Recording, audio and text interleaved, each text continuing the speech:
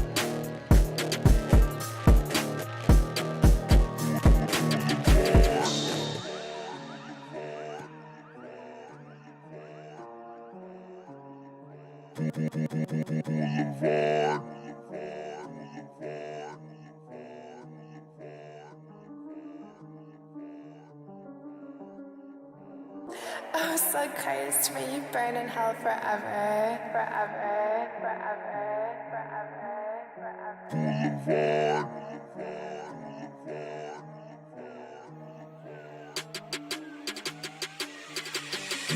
Boulevard.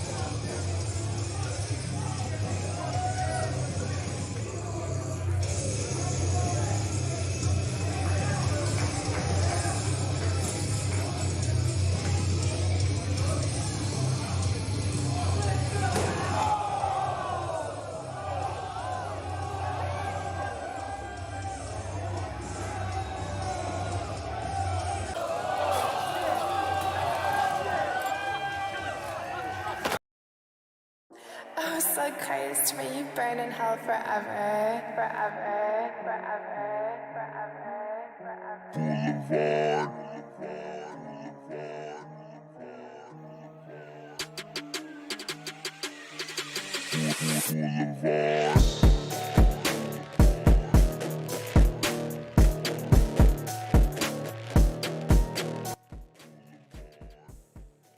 He was having the time of his life. Time of his life.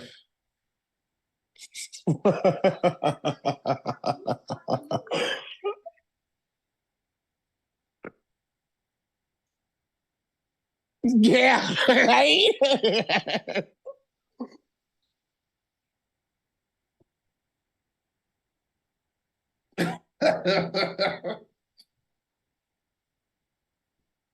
Check the audio. Check the audio. Fantastic voyage.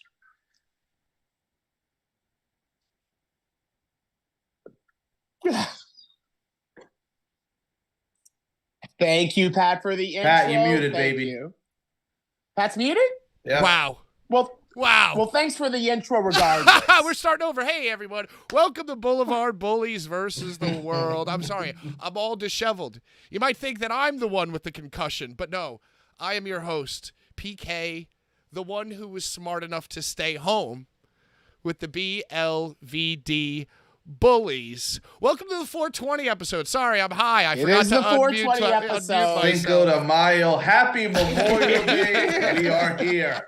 All of that shit. I got mesmerized watching this footage of fucking Brian getting pushed into the outer atmosphere. And I'm joined by my co-host, as always, the man who I missed you on Saturday, but he is the legend. He is a former boat owner, the captain of the ship, steering XPW along on their fantastic voyage. And hopefully it doesn't end up like the Triangle of Sadness. Larry Legend. And I don't want to wait any longer, Pat. Well, I have to introduce, and this is a very important episode for you, our medical expert, the DMD himself, the deathmatch doctor, Ringside Sean. Ladies and gentlemen, I'm here to explain to you what happened to our good friend, the one, the only, the Begins. Conspicuous by his absence. Give us the rundown, brother. Tell us the medical report here. You know, after getting Brian outside after you guys seen in that video clip there, along with Larry and a few others, came to the conclusion that Brian had a ruptured eardrum alongside a fractured skull, which left our best friend there with a horrible contusion.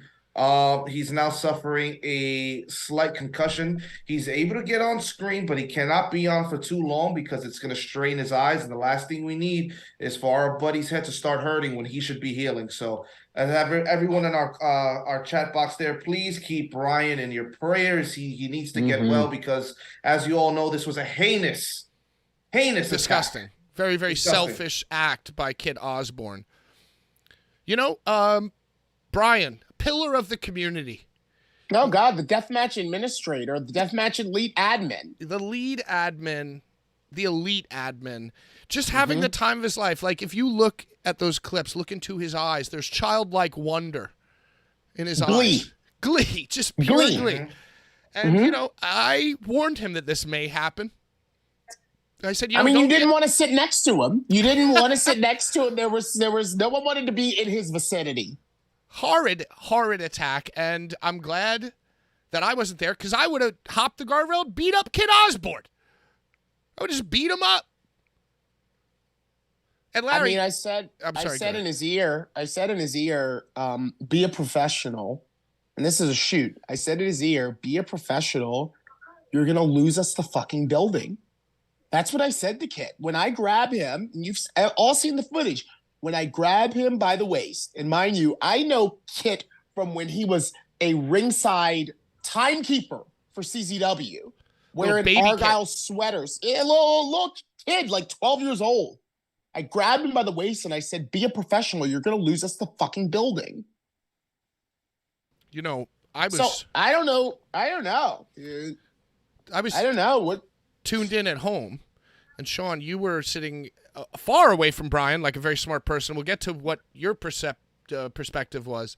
But I was watching at home, and I sensed that something was going to happen. If you really analyze it, you can see the tube is getting positioned. Brian was sitting smack dab on hard cam. Who gets out that way? You get out on the sides or forward. Like, that's the last panel that you get out. So he's angling the unbroken tube. He's like very he's not secretive about like eyeballing, like he's going back and forth. And I just knew there was going to be a swing. I did not expect the swing to be so poor. It was not a good swing.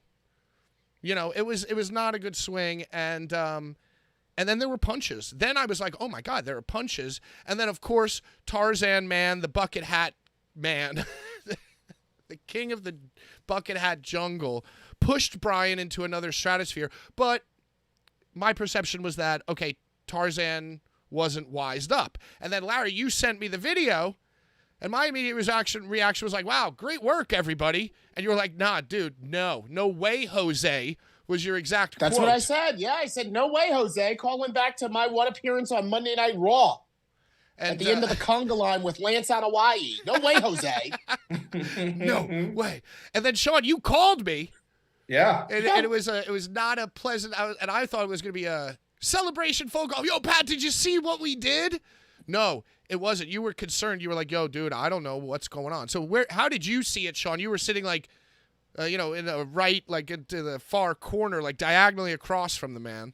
Yeah, so Brian had got there early, and he sectioned the entire building off. We had the Jewish section, we had the MAGA section, and I just so happened to wind up in the Blvd Bullies section. So I'm still in the proper section where my bully self and my bully lady, and we're hanging, we're watching, and the next thing I see is, like you said, Pat, these eyeballs just moving around. And if you young cats out there ever watched Thomas the Tank Engine, those trains communicated with their eyes, and that's exactly what Kit Osbourne was doing. He looked like Thomas the Tank Engine about to exit his shed. He looked insane. A crimson mask with just these big, bulging eyeballs looking from left to right, up and down. About to exit his shred shed.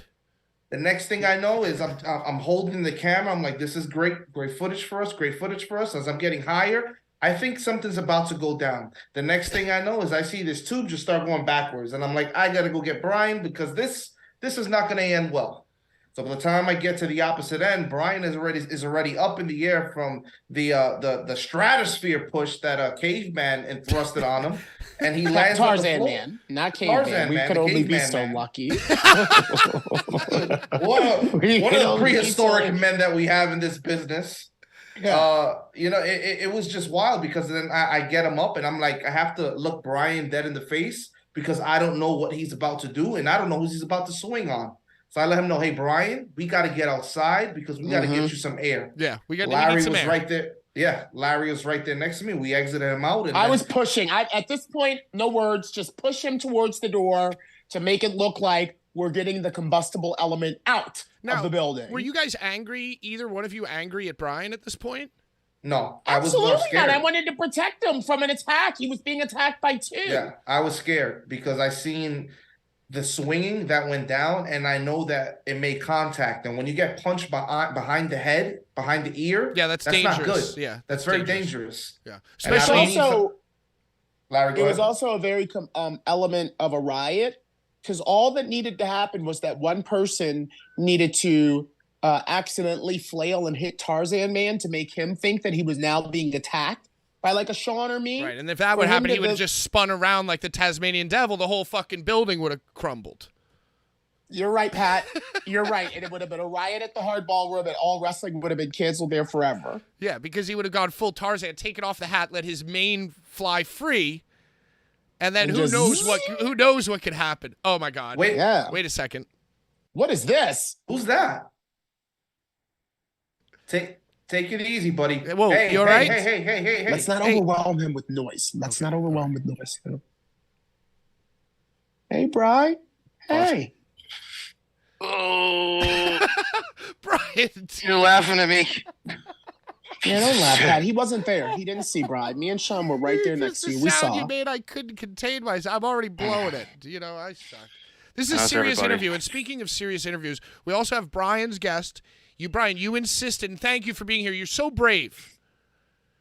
But Brian's guest, Hardcore Hillbilly, will still be on the show, and Brian will be conducting that interview as well later on. So you wanted to be here. Can you be a little quiet? Sorry. Quiet. Yeah, let's keep it down, Pat. You're all the way. My ears all fucked up. Brian, you're all the way explaining to the guys that you were struck in the ear, and it intentionally ruptured an eardrum. How are you feeling? I feel like shit.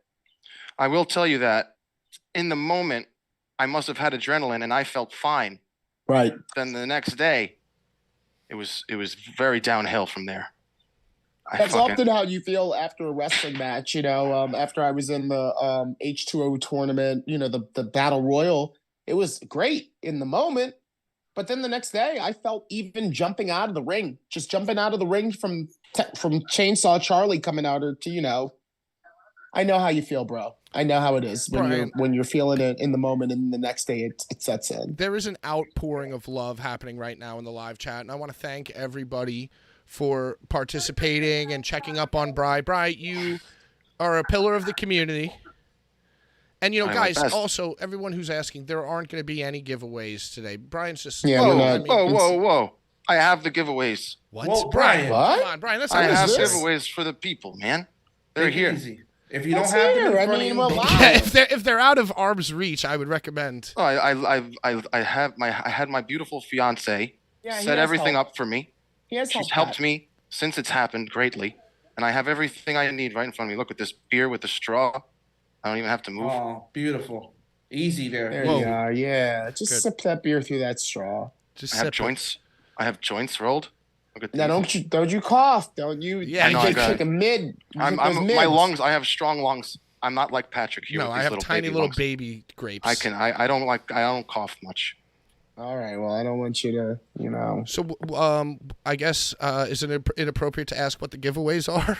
Yeah, let's get into the giveaways quick here. I mean, you took the trouble of laying them out. And Brian, outpouring of love showing up. You are a pillar of the community. Listen, and much like me, when Blvd Bullies first started and I started getting excited, you flew a little too close to the sun, maybe. We'll get into it. I want to hear everything. Let me get these. All right, so third place giveaway will be this little Schlack card. Wow. The man who almost killed Kit Osbourne.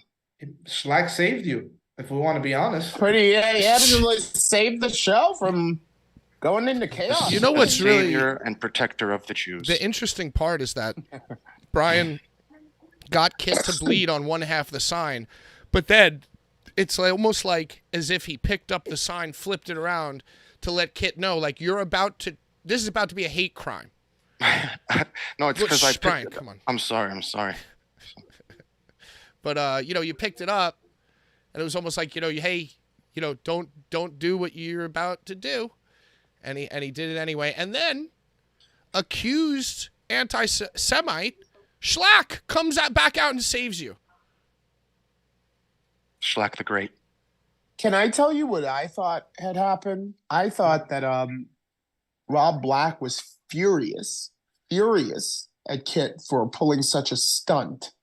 And in the old CZW, when like a younger wrestler that really hadn't paid their dues or something like that, like took too long or like, took liberties with the crowd and like was on the mic too long, Zandig would often send out Nate Hatred and Nick Gage. Like nobody would know. The lights would just go off and Godsmack's Voodoo would start playing and everyone would come alive because they knew that whoever it was taking way too long, going off script, doing something, going into business for themselves. So when I got back into the building after escorting Brian out because I had a job to do and Schlack was beating the shit out of Kit, I thought it was I thought he was fucking him up. Like, I thought he was giving him a bludgeoning right there for being a silly bitch, being unprofessional, like I said, when I grabbed him by the waist. What are the others giveaways, Brian? Hey, welcome to the 420 episode, everybody. All right, second place. It's going to be these nice prints. Ugh, this one. Easy with the lifting, Brian. I know. Take it easy there. I'm trying, man. Yeah, that's nice. That's Blvd Bully prints. Yeah. Easy lifting those papers. Jesus, I dropped it. All right, I can't get it. Blvd Bully smoking skull. It's the smoking skull. It's the smoking skull print. Correct. Yeah. So third place super chat. If you want to ask Brian a question, if you want to ask Larry a question, Hardcore Hillbilly will be on later. If you want to ask him a question or just support the show. Right, we have Hardcore Hillbilly today. Yeah. I just mentioned that, Brian. We got him. Yep. So third place Schlack, second place Blvd Bullies posters, and first place is the T-shirt, right? Yeah, I have it over there. One of the I have T-shirts. it over there. I can't reach it. Okay. All right. Well, you got the rundown there. First place. I had the Schlack T-shirt. card in arm's reach. Yeah. Okay. Second place is the Schlack card. The Schlack card signed, right, Brian? No, unsigned Schlack card. Okay, unsigned Schlack card is second prize, and third prize are the prints. I got the shirt. Guys, do bear in mind that Brian is the one who also ships these items as well. So feel free to be extra nice in those super chats today. Brian, did you the people are asking for the signed. I mean, is it within? Don't stress yourself out. But do you have the now infamous sign? Do you think that I would come to this show without it? I don't know. It's evidence. It's fucking evidence. It's legendary. Jesus. Look at that. It's the scene of a crime right there. Jesus Christ. A damn hate crime. I can't believe you it's have a trophy. Wow. So you're still in good spirits. Oh, dude. He's alive? The best thing of my whole life. What are you, crazy? I made him so mad. Yeah, you did. I'm so happy that I made him so mad. Walk us through from the beginning. Let's start with this match starting. What happened? You had your own signs for this match, is that right? Well, yeah, I had fuck Kit Osbourne. His signs for the whole show. Oh yeah, I had. What was on the opposite side of that sign? Because a bunch of people had some signs confused that you were holding. So let's clear that up. He had a plethora. He had a plethora of signs. So the back of that sign says Billy Corgan is a good old ussy. Yeah. And the opposite side is. Ooh, baby. Take your time. Kit Osbourne. Osbourne. All right. Well, okay. All right. It's not the other ones what you guys are speaking of. Let's clear it up right there, and that it was. Well, I'm going to tell you right now, the other signs are destroyed completely. This is the only one that made it home.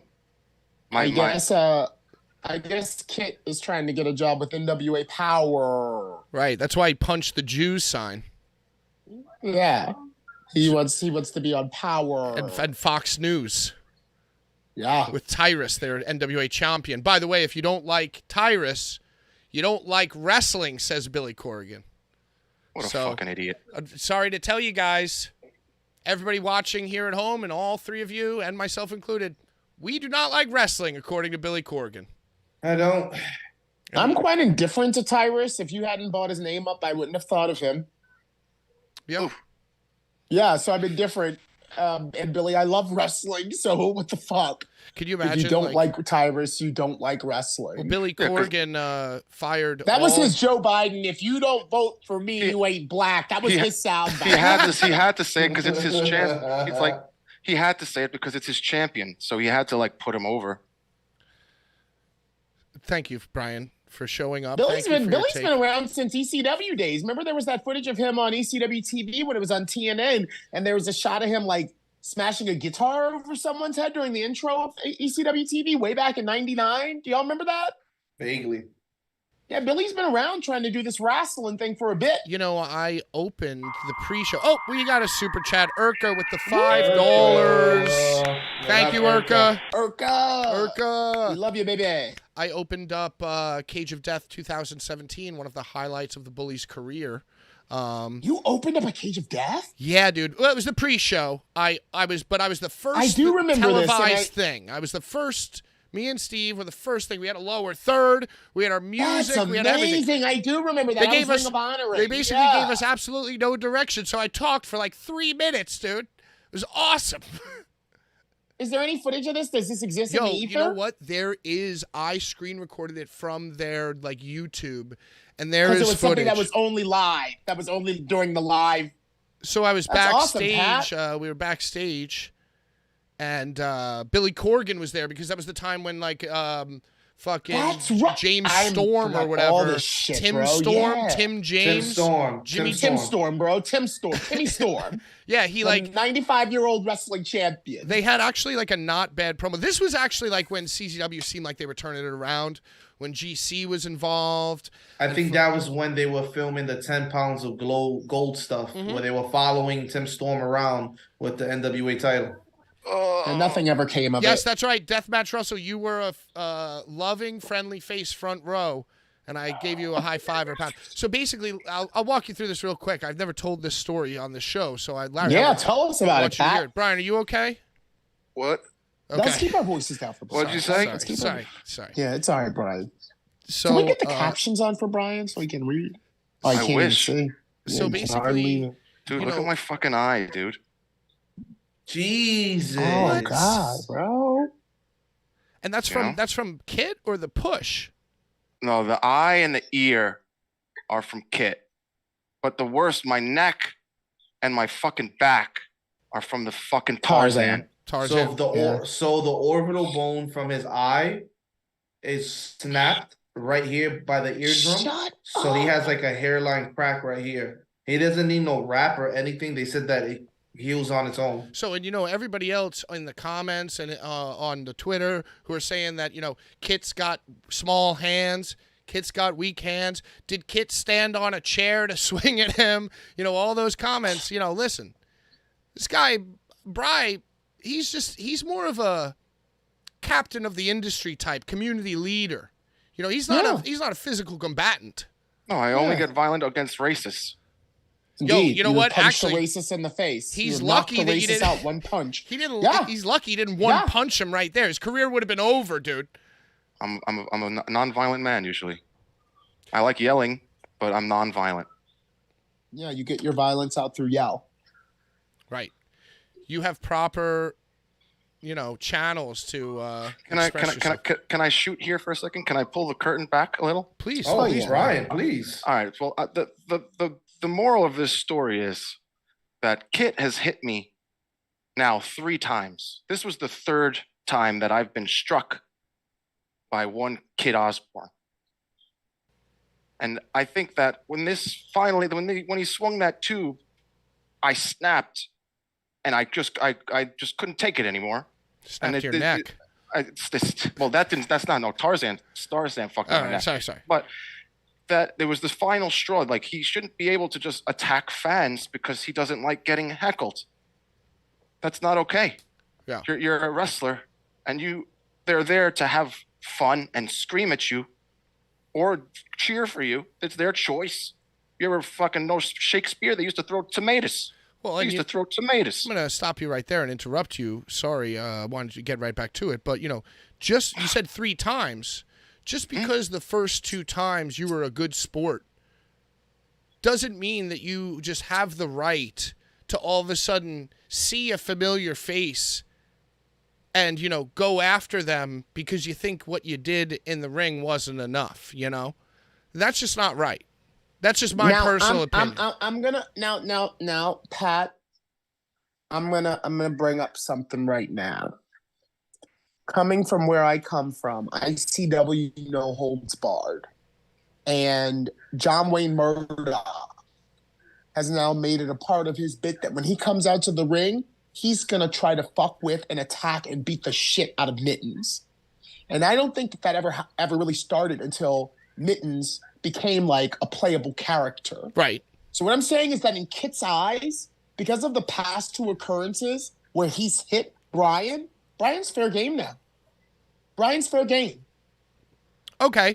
Does that make it right? Yes. Does that make it right? Point well taken. But then my reaction to that comment would be, okay, fine, fair. I can agree with that. But then poor decision. Poor decision. Very poor decision. Poor decision. And very poor decision. And you know what? Someone else could have been hurt with a tube. That Brian's not the only fan in the crowd. Yeah, I said I didn't want to sit next to him. And if I was, who knows? Maybe I'd be sitting here wearing an eye patch. Sorry, Brian. Sorry. I'm sorry.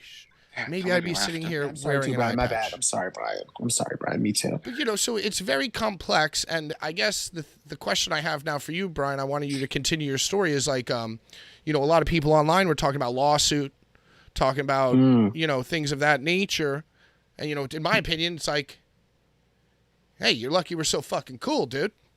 And you know what? I'm glad I wasn't there, Larry. Because, I'm just a fan now, and I believe what's in front of me. Pat, if you were there, we might be in the midst of a lawsuit right now. Let me tell you that much, because I know the type of fire that you can bring.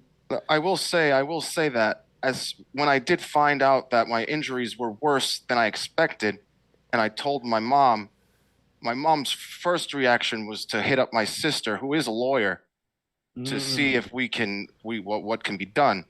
And then I told her that before we go into that route, I would like to talk to Tarzan, because he's the one where my serious injuries are from. So I before I get to the lawsuit from my sister, I would like to speak with Tarzan, see if we can come to an agreement. What about sorry, go ahead, Larry. No, Brian. I was going to say that if your sister is maybe not wanting to get involved because of the personal nature of this case, I do have a personal injury attorney that works for the law firm Dewey, Cheatham and Howe, and I'd be happy to provide his telephone number for you. Well, we got options. We got resources, yeah. We got resources and options, but I would like a conversation between the men, Tarzan and I. And what about? What is he looking for, Brian? Are you looking for an apology? Are you just looking for a clear and a better understanding as to why you were physically assaulted? I mean, it's the first time I've ever seen this guy before. Tarzan, I've never seen him at an event. Maybe he doesn't know that Kit has actually physically attacked me 2 times before this one. Tarzan man didn't know none of us knew what was going on. See, but and if that's the whole case, I appreciate what Tarzan did, because then he's only protecting his fellow brother. And he didn't really hit me. He just pushed me and tried to get me out of the building. So you feel like he was just trying to do his job? He was just being a security cave Tarzan man. And I would like to speak to him to make sure that that's what it was, and that's what I want. Okay. I think that we can arrange that. We can arrange that. That can be arranged. What about Kit?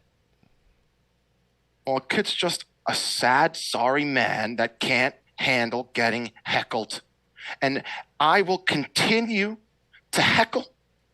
I will stand with my fan family and unite together and continue to pummel and ridicule who we do not enjoy. Well, that's so brave. I'm going to say, Brian, you know, from a standpoint, if we're going to war here, you know, Kit, he's always wearing red, so you better start repping blue. Blue better be your primary color now to let him know that you're 100% against that fucking shit. You're cold. You're too cold. Too cold. Look at you, Larry. You see the glasses you got on? You're already a step ahead of me. Well, you got the background is green, and I think Kit maybe underestimated your greenity. So now guess what? Full blue. Full blue, That's right. baby. That's right, boy. You ready for that, Kit? So, hey, welcome to Blvd Bullies. It's just a family-friendly show. It's the 420 Cinco de Mayo lawsuit episode where we will break down everything about the Kit Osbourne vicious attack, as well as talk to Hardcore Hillbilly in the 8 o'clock hour. Yes. Brian. I'm upset, guys. Whoa, why? What's going on with you? My friend is hurt. Yeah. Could you show us the black eye again? You really got to see it. It hurts to look at this I don't want to look fucking line, dude. See it. It hurts worse than it looks. You know, it's like right here. It's not so much like here or here. Right. It's like right here. You know. Yeah. Right there. Yeah, but you know where we come from on our boulevard? If you put a dent in one of ours, we take a chunk out of one of yours. Okay? So, Kit, you look at that eye. You see that bruise and that crimson mass? That was shellac. You still got something coming your way. Let it be written. I'm saying it right now. I don't give a fuck. Brian, we have somebody stating, imagine instigating, getting beat up, and then suing. Do you have any comments for that comment? Imagine whoever this is. Obviously, oh wait, hold on. ECW Hold on. In 1998. Shh. Everybody, God damn Brian, it. I'm sorry. We're getting a super chat as well. So let me go right to the super chat. $10. Logan Stein, $10.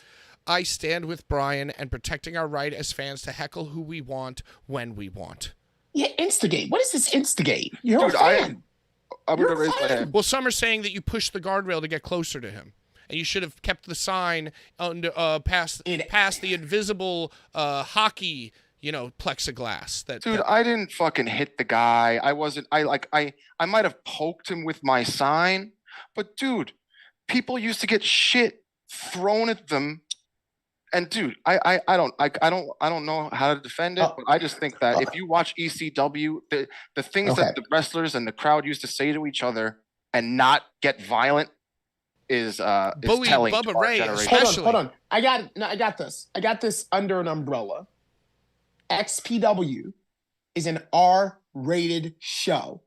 What that means is that there is limited security within the cage of XPW to take a sign, confiscate a sign, or stop someone from putting a sign out or a weapon out and the fans bring the weapons match, because that's just the nature of our crowd. So I know exactly what you mean, Brian.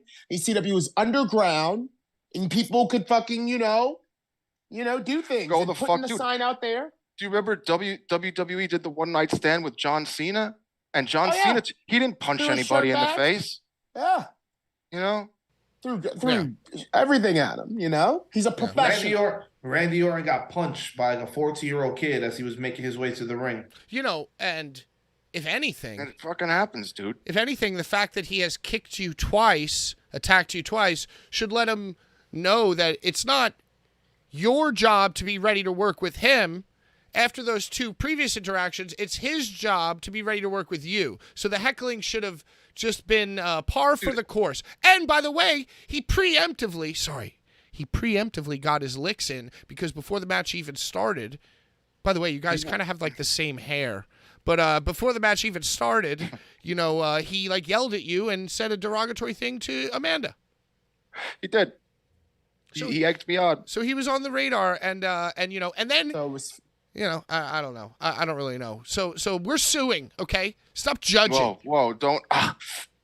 We're not suing yet. Don't throw down the gauntlet yet. Don't throw. I mean, there's things that can be.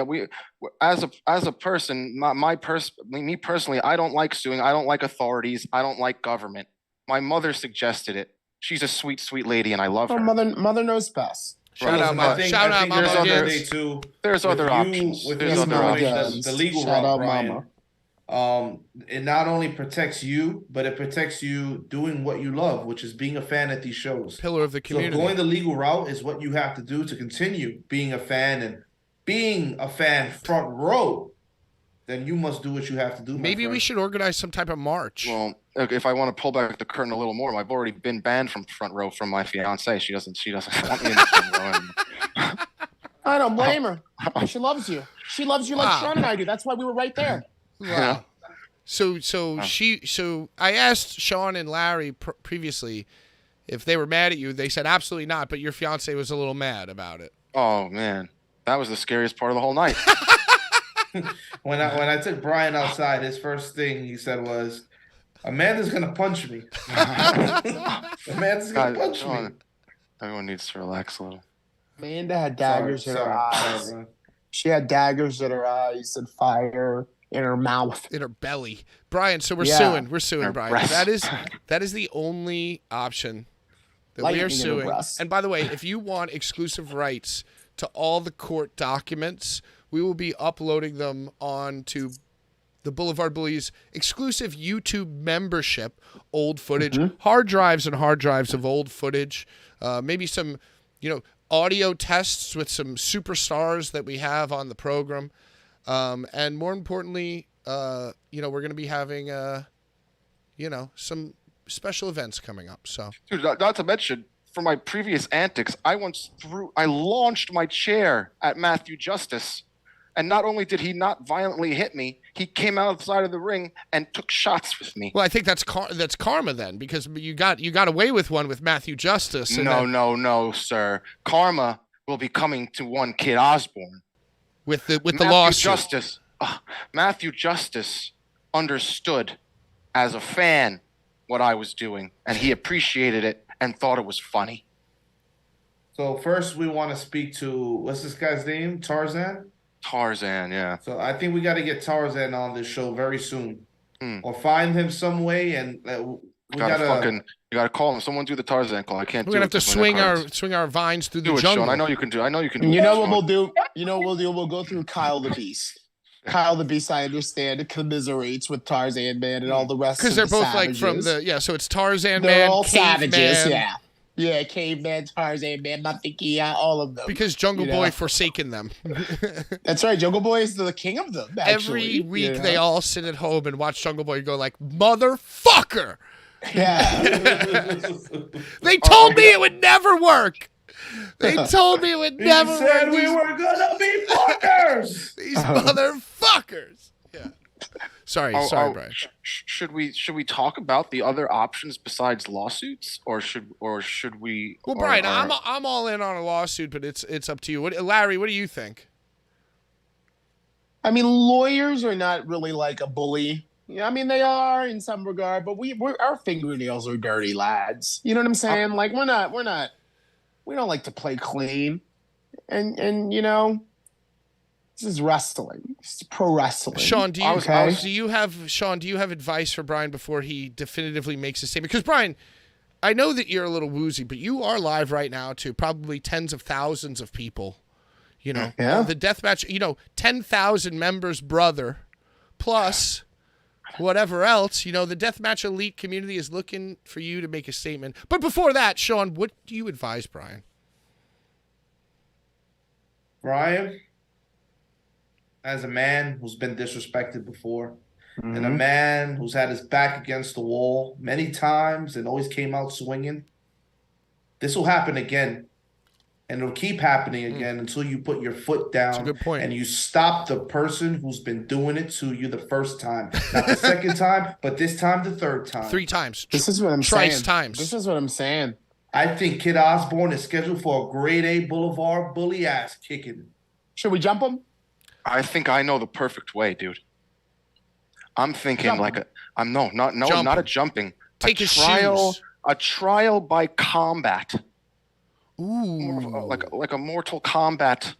I would like to maybe choose a champion. Oh, so Game of Thrones trial by combat, like Tyrion. Trial by combat. You're injured. I'm an injured man. You're obviously very You're injured. like Shang Tsung. An injured Sang Sung. I'm an injured Sang Sung. So trial by combat. And I think that I want to find the perfect combatant to give Kit Osbourne his revenge. Ooh. Like a match. Like a match. I like it. Mm-hmm. And don't look my way now, brother. I got a bunch of shows to announce, or I would blow yourself my boots. I have been known to get in there, but I can't be the one. Right. Well, not this time. You were one of my first thoughts because of how well you did in the Battle Royal. Yeah, and Chad's spectacular. He knows too. I beat his ass too all around H2O. The Chad is saying a tuxedo match. Tuxedo. With Larry against Kit? No, I mean, listen. That's impossible. I don't know about that. Hey, how about this? If your champion wins, you get to sit front row again. And if Kit wins, beats your champion, to be named at a later date, obviously. Send your resumes, email your resumes to Blvd Bullies NYC at gmail.com. We can't make this decision because my fiance is not here. Right, that's what I was thinking. Yeah, we can't. Happy wife, happy life, brothers. Right, we can't veto her. Wow, that. I have a few people in mind. The challenge is set to Kit Osbourne. Brian, since I interrupted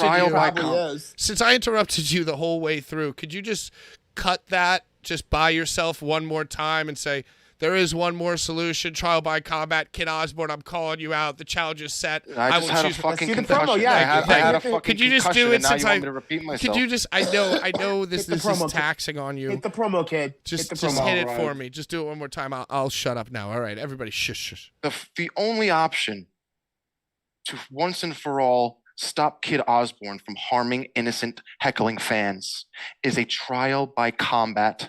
I will choose a champion to end Kit Osbourne in what I would like to call a Blvd Barracks.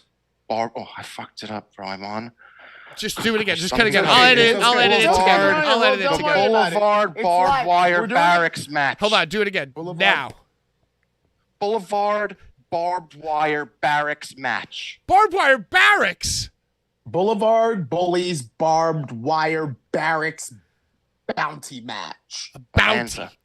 Trial by combat. There it is. That is the challenge. It is sent. I still have to have a conversation with Tarzan.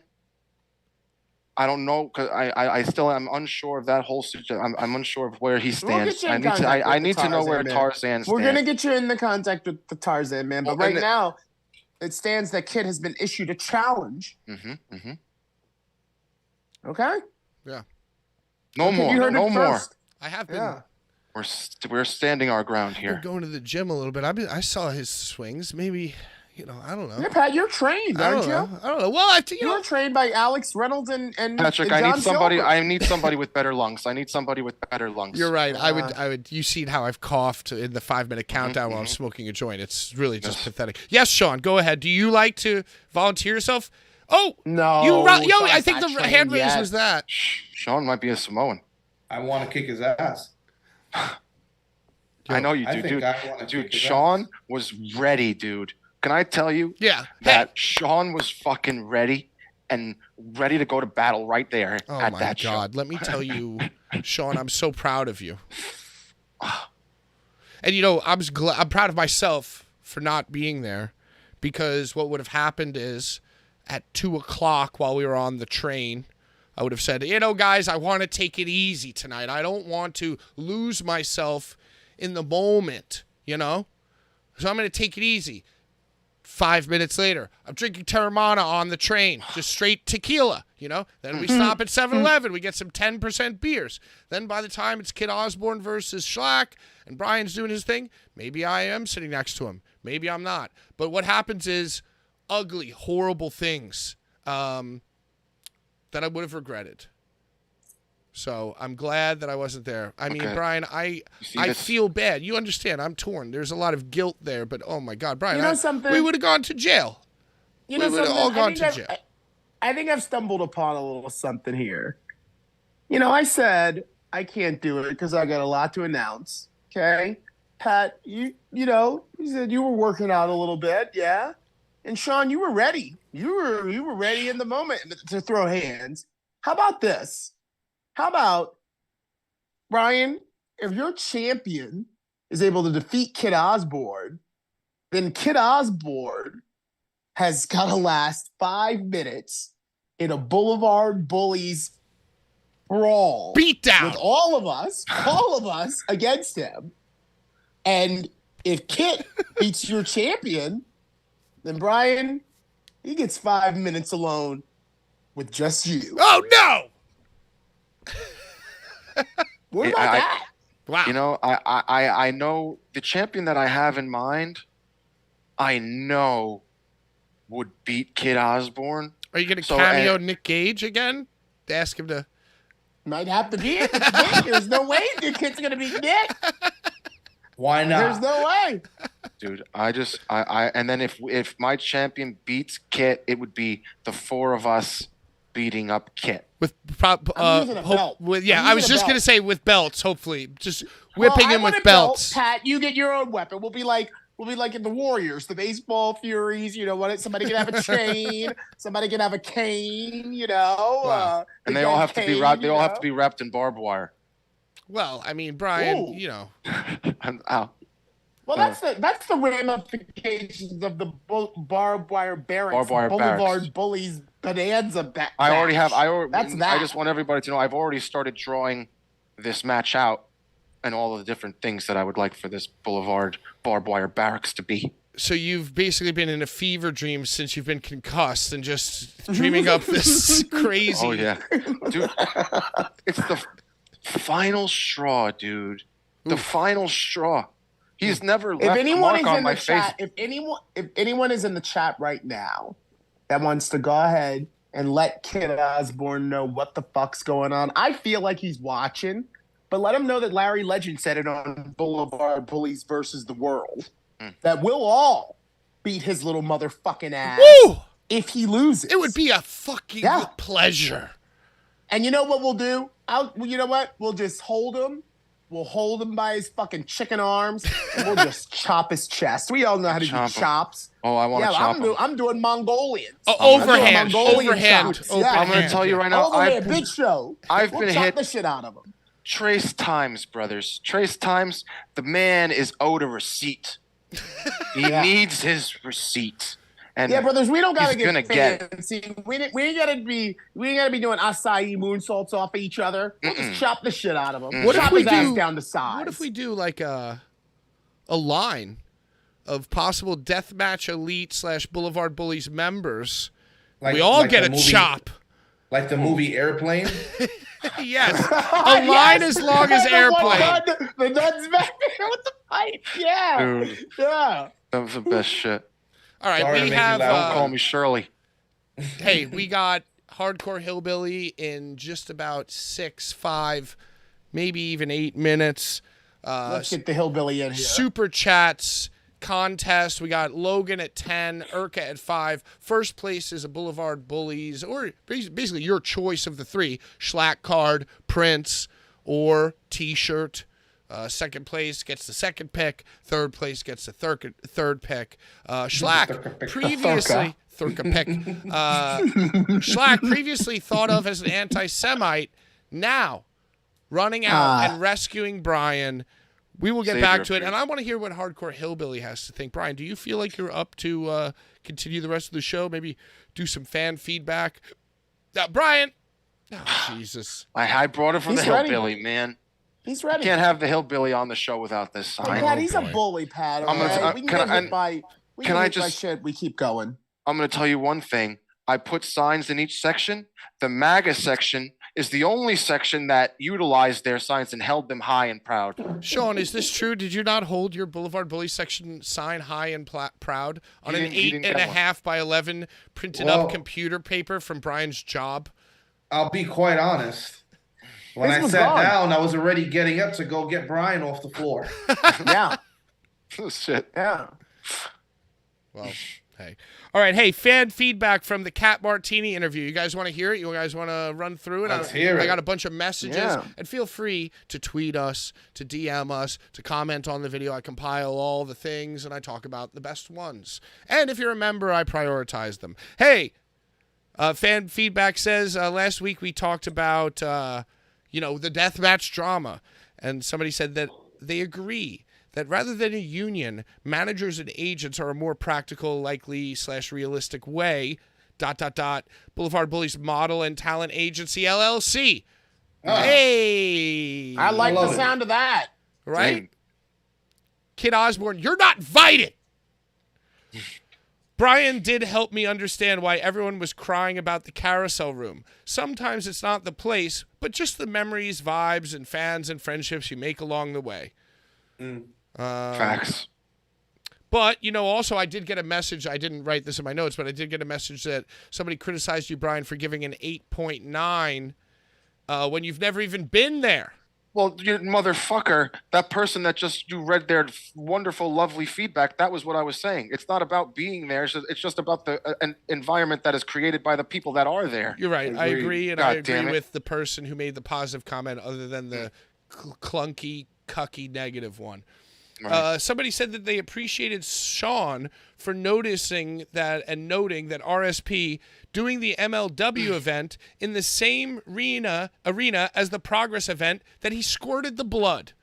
So props to you, Sean. Great times. Yeah, I was there, man. Somebody was really excited, Brian, about you teaching the neckbeards how to shave their necks. It was a great moment in last week's show. They need to know. Somebody loved the errors and corrections segment, specifically the promo I cut on Cuck Steve. Listen, as far as this week's errors and corrections, there are none, because last week we were perfect. Go watch it on YouTube. Flawless victory. And then somebody said that Kat was a great guest. Kat was She's a pretty awesome. good guest. She was super cool. Somebody said they really would die to see her wedding Pinterest board, which she spoke about with the Enchanted Garden. Did you guys have a good time last week? I had an awesome time, dude. What, at the show? Yeah, at hosting Cat. Oh, yeah, when we had Kat last week. Yeah, we all had a great time. I'm glad Dude, that she's we got awesome. her. And I'm going to tell you, secured her. I'm now, I've since the show has happened, there's been a full fucking 180, dude. Or is it 360? I don't even know. I'm concussed. But I'm a full Cat Martini fan now, dude. The body no-showed the event. And now the body has a staph infection, Brian. The body was infected penis. His infected penis. And I think Penis that he staph. did. I think he's just ducking Martini, dude. I think he might be a little bitch, or they. Brian, they might staph be a can little kill. bitch. Well, Brian. how do you know he's not lying about it? I mean, I don't know the man. I mean, I know without he's Canadian. Sean, Let's get that doctor's note, brother. without Sean taking a look at him, we can never know the real truth.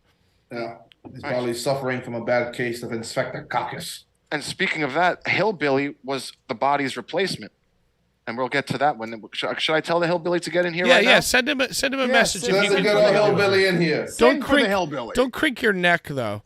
And then somebody said that we did a great job interrupting Kat, much less than we interrupt each other, and much less than we've interrupted any other guest. All right, good job on us. Hey, here we know go. what? We know how to behave around a lady. Right, we're Okay. we're gentlemen. Damn it. Yeah.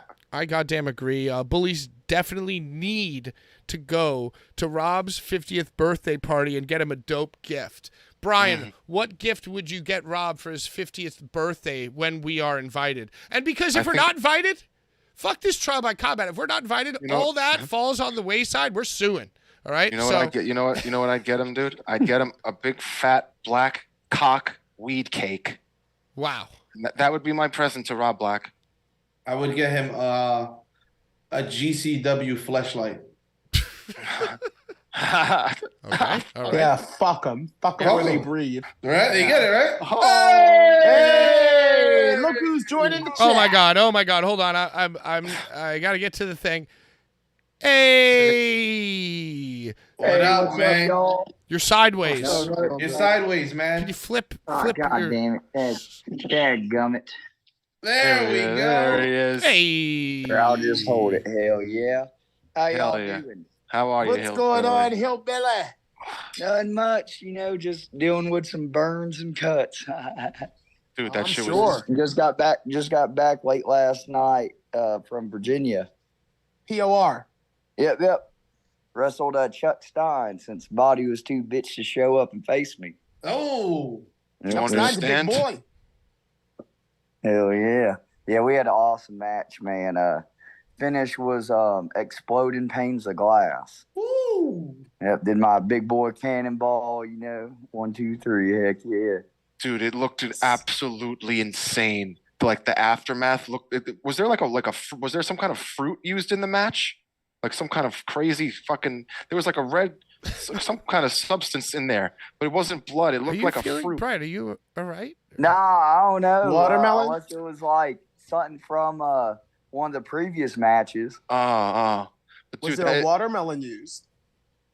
Maybe in one of the other matches. And mine and Chuck's, all we had was just the basics. We had our gussets. We had probably about like 100 tubes. Went in the crowd, fought with umbrellas. But yeah, just tubes, firecrackers, glass with us.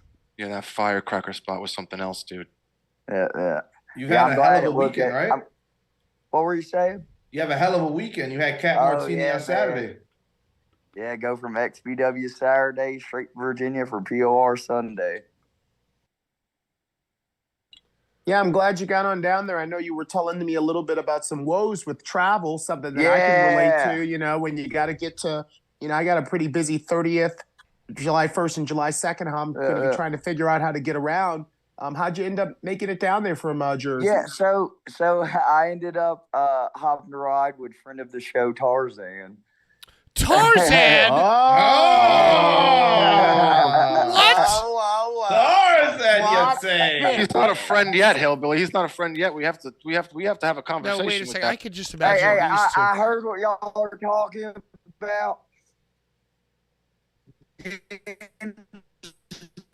I will glad. Oh, I can't understand what he's saying, but I feel like he's volunteering to be the champion. I feel like he's volunteering right here? I feel like he said even gladly something. I mean, he's a hillbilly. Who knows where he is? Look how happy he is He's gladly and happily volunteering to be. Brian, I think that even if we never talk to him again, I think that this is. I think he volunteered. I mean, he's a man that'll travel. He'll travel to get to shows, and I feel like he was saying that as he was breaking up. There he goes. Wait. Oh wait, hold on. He's coming back. He's coming back. I mean, look at where he is. You never know. He's a hardcore hillbilly. He's got the internet connection's terrible. Nice. We lost him. Hillbilly. We lost him. I mean, I think that is an 100% confirmation. One step closer. I think he volunteered. He said that I heard what you got. I like the sound of Hillbilly versus Kit Osbourne. I mean, I like the sound of that. That's kind of sick, dude. Like, and hopefully he'll call back. That doesn't make me confident because I'm a little. If it's Hillbilly, I'm a little. Cat Martini just beat Hillbilly, dude. Well, that's I'm the thing. I feel like he's hungry. What are you, crazy? He's hungry for a dub. What do you just want me to fight Kit Osbourne alone? You're just trying to say. Yeah, Pat, we got to be strategic about this. You're right. I shouldn't just fall in love with the first person. I shouldn't just fall in love with the first person to volunteer. There we go. Hey, hold on 1 second. Hey, there you change the scenery. Hey, he went to a public library. Turn down the volume on the TV. Turn down the volume on the TV. Turn down the goddamn volume on the TV. My granddad watching wrestling. Nice. What's he watching? Oh, Jesus. But yeah, sorry about the daggum technical difficulties. Hey, it's I am a hillbilly. That's only yeah. So what were you saying? What were you saying before? Because we already have a you will gladly signed contract. I'll gladly fight for the Ginsburg against Kit Osbourne. Wow, Hillbilly. Wow. Well, I was just saying that I'm not too confident in you because you just lost to Cat Martini. Hey, all right. I'm wearing a cup this time. All right. No. I'll be impervious to kick to the nuts. All right. I'm so a little nervous. I need you to train a little more. I thought we were gonna have a clean match. I was ready to lock up with her. But apparently, I don't be watching enough Cat Martini matches. She does that every time. She's a cat, yeah. Gotta watch the balls, you know. She's like, you know how cats are? Like, they're like, you know? I'll explain to y'all the preparation of this. Yeah, you know how they are. I'm sitting there, all right, putting on my boots, you know, hillbillying it up with the MAGA butcher. And then Boss Man comes in, and he's like, all right, hillbilly, the body got some kind of medieval infection, so you're going to have to wrestle a cat. And I'm like, all right, when we're on. Next. Okay. Yeah, man. So you see, Brian, it'd be like that. It'd be like it's just like that. That's 100% how fast it comes together. Like, and it's like you don't even know it, but you're already on. Like, your music is playing, and you're like, oh shit, okay, like, here we go. How did y'all like Fortunate Son? I feel like it fits me. Oh, it's awesome. I loved it. It literally starts out, some folks were born to wave the flag. Hell yeah. Yeah, hell yeah. Yeah, that's a banger. It was honestly, it was like a perfect match, and it made Kat and she just looked awesome. Yeah, man. You were great. That's all I want to do. You got the gussets to the butt. You got the gusset in the butt. Yeah. It was good. What was up with the body's boyfriend coming out at the end and super kicking you and then humping the mat? I have no idea, but I know come New York, though, I'm going to be looking for some revenge on that. Oh, I think he just made a comment on one of my posts. A joke. Mr. Fantastic, you're talking about? Yeah. What is he? What was that all about? He's mad that I said something about his infected penis. Hold on. What'd you say, Hillbilly? I said, yep, and then come the next New York show, I'm coming after daggum Mr. Fantastic. I'm tired of being made a joke. I hear that. I'd like to see that up close and personal. Yeah. Hell yeah. So go ahead. Pat. No, Sean, you. So speaking of like brutality and just coming back after someone, you've been working with Necro, right? And I don't know if you remember, but you and I met back in Tampa a few years ago, and you just said you were starting death matches. And now I've come to learn. Yeah, the pandemic, yes, sir. Week. Yes, sir. Yeah. Wow, so now come to find out, you're here with the MAGA Butcher now. You guys are on a roll. What is it like working with Necro Butcher, a legend in the deathmatch scene? Icon, bro. Oh, Necro. Man, it's awesome, dude. From the get-go, man, like me and him meeting, it's been, you know, like two peas in a pod. Because you guys are both MAGA nut jobs. Nah, but the first time me and Necro meet, I'll tell you the whole daggum lore of the Hardcore Hillbilly and Necro. Please do. So it's the New Jack Memorial Show after New Jack died. So I'm in a match. It's like a triple threat tag team match. So 3 teams of 2. And Rebecca Payne has this like idiot manager she brings with him who has an ungimmicked crutch. It still has the handle in it with the wing nut. So during the match, the manager out of nowhere cracks me with this crutch, splits me wide open down the side. Shit. And so I had to like crawl to the side, and they put me in the vet locker room. The first words Necro Butcher ever spoke to me was, "What the hell happened to you?" I go, that stupid fucking manager's bust me wide open.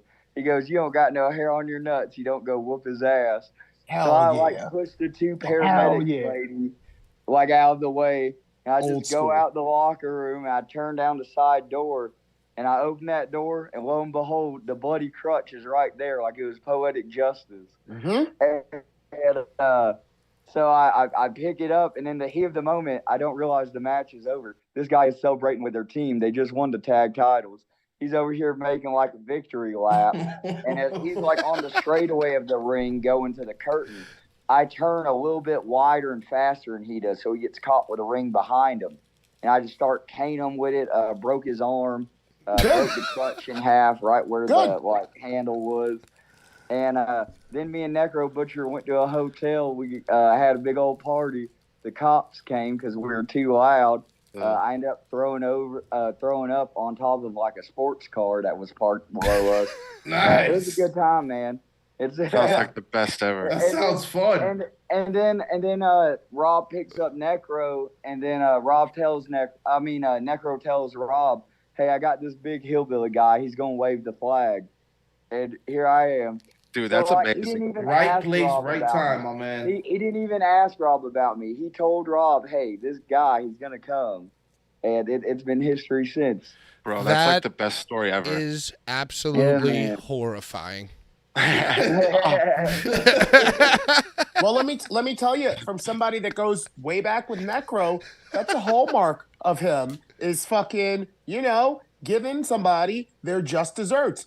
Who could ever forget the infamous Justice Payne Necro Butcher Cage of Death moment where Justice Payne threw him out angle slammed him, angle slammed him out of the ring. Flat back. And then fucking Necro comes in to give him one, and he flinches. Oh no. Big mistake. Oh, yeah. Yo, we're getting questions in the chat. Hillbilly, what's your favorite flavor of vape? We have fans who have seen you vape, apparently. Yeah. So I used to smoke cigarettes, and then I started vaping probably about a year ago. But my favorite brand is Cato's. And I try to go through, like all of the flavors, before I start over again, because they're all pretty good. I like the fruity stuff. I don't like anything like menthol, but this one is strawberry snow cone, and my last one was Sakura grape. And yes, all of the wrestlers make fun of me for smoking it. Fuck them all.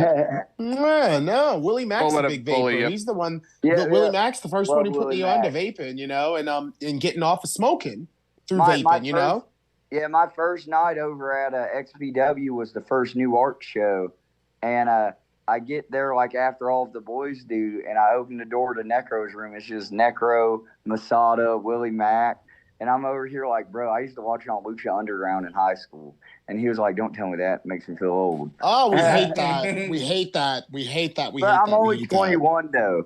You're 21 years old, motherfucker. Yeah, I'm a young Holy moly, canola. Yo, why aren't you playing He's a baby boy. Why aren't you playing some college football or some shit though? You're like a corn-fed fucking offensive lineman, bro. We already saw Basketball Blues. Wait, was that a bad question? Did I fuck up? Did I offend you? Well, let's not interrupt. Let's not get into the. I'm sorry. Go on, please. Oh no, you're good. No, I just I knew I always wanted to be a wrestler. My senior year, we had to do a senior project on a career we wanted to do. So I did on wrestling, and my hands-on part was actually going to wrestling school, WWA 4 over in Atlanta. So that was a good time. You came from AR Fox and Jonathan Gresham and Baron Black's school? The only one that was there was AR Fox when I was there. Yeah, I was there 8 months. Then when the pandemic happened, I was like, yep, I'm a pro wrestler. Wow. Before I became a co-host of this show, there were 2 live shows that I never missed on YouTube. Blvd Bullies versus the World and the WWA 4 Thursday Night Live show that is streamed on YouTube every Thursday from the school. Ayla Fox, AR's wife, is the ring announcer. Yep. And you get to see all of their kids. And kids like Nikolai White's been down there. Marcus Mathers has been down there. It is a gem of just matches, kind of similar to what Tremont is doing with H2O, but just for free. Thursday Night Live from the WWE. And what was awesome is Fox, he did a lot of Combat Zone. He was on Lucha Underground, had some awesome matches with Killshot. And I was like, bro, there's a deathmatch wrestler that has a school.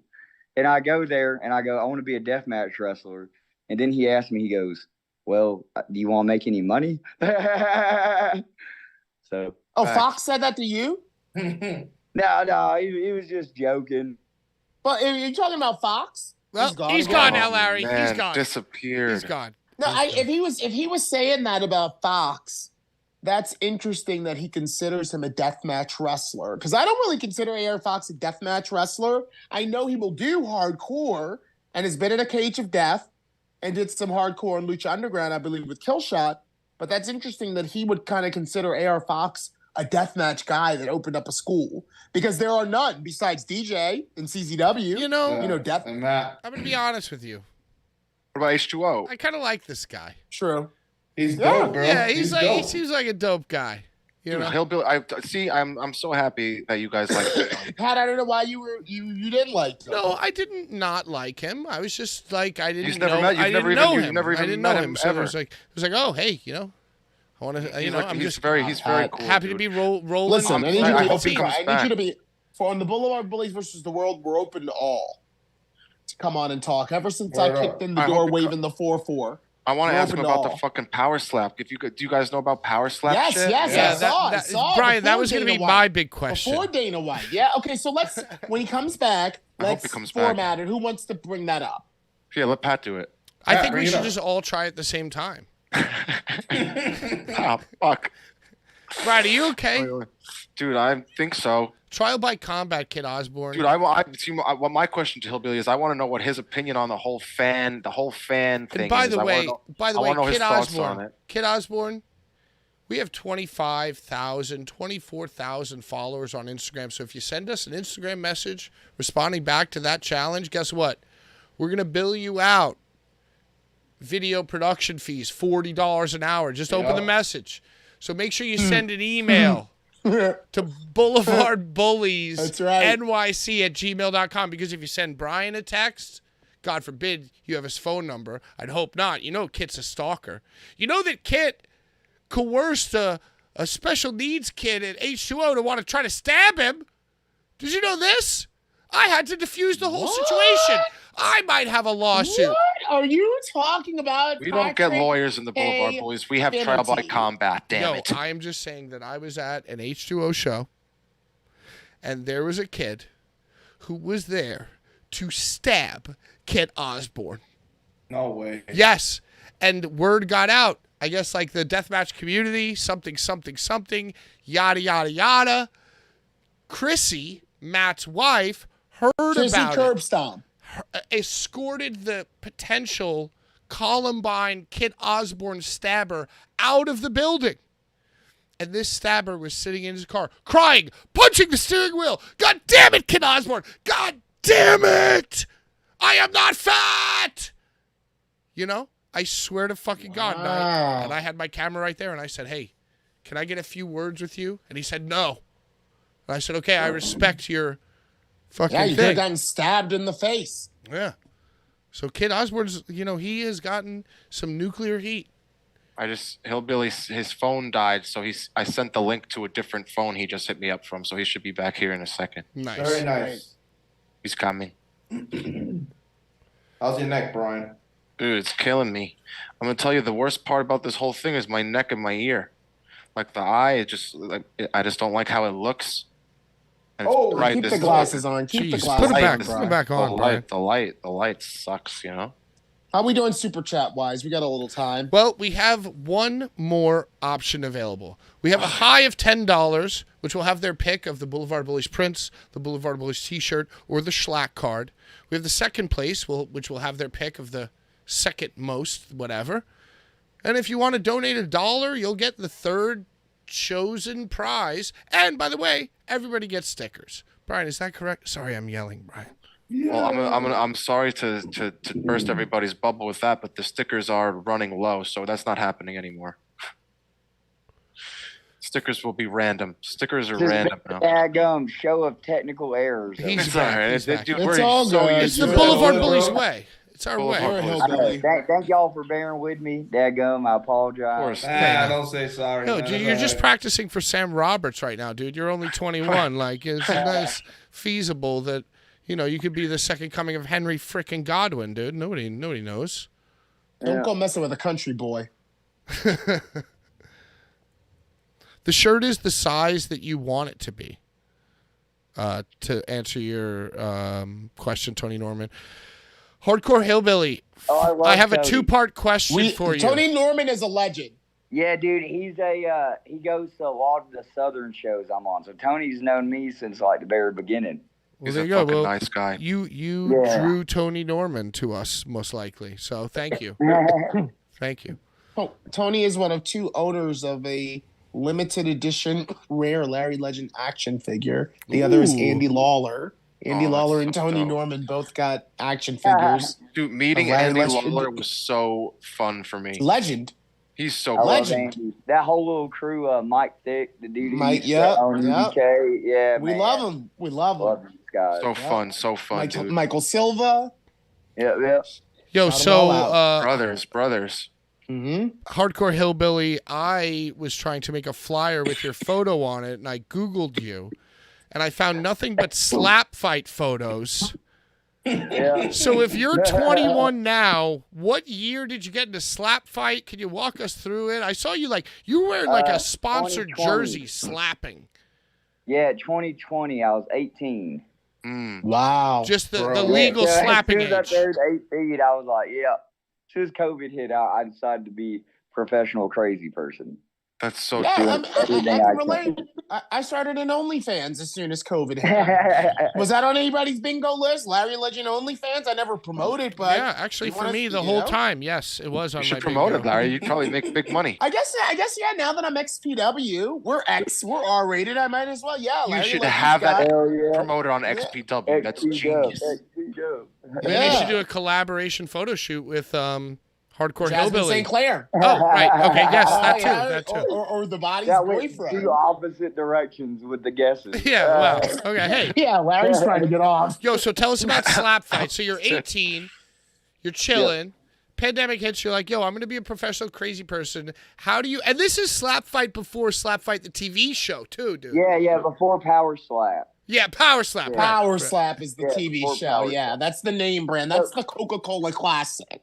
Yeah, so this was the professional slap fight league, but the way it all started, gotta go all the way back to when the pandemic just started, and even that year, during school, I got hooked up with Kevin Brandon over at IWA Deep South, and he knew I was going to school we don't like each other like that.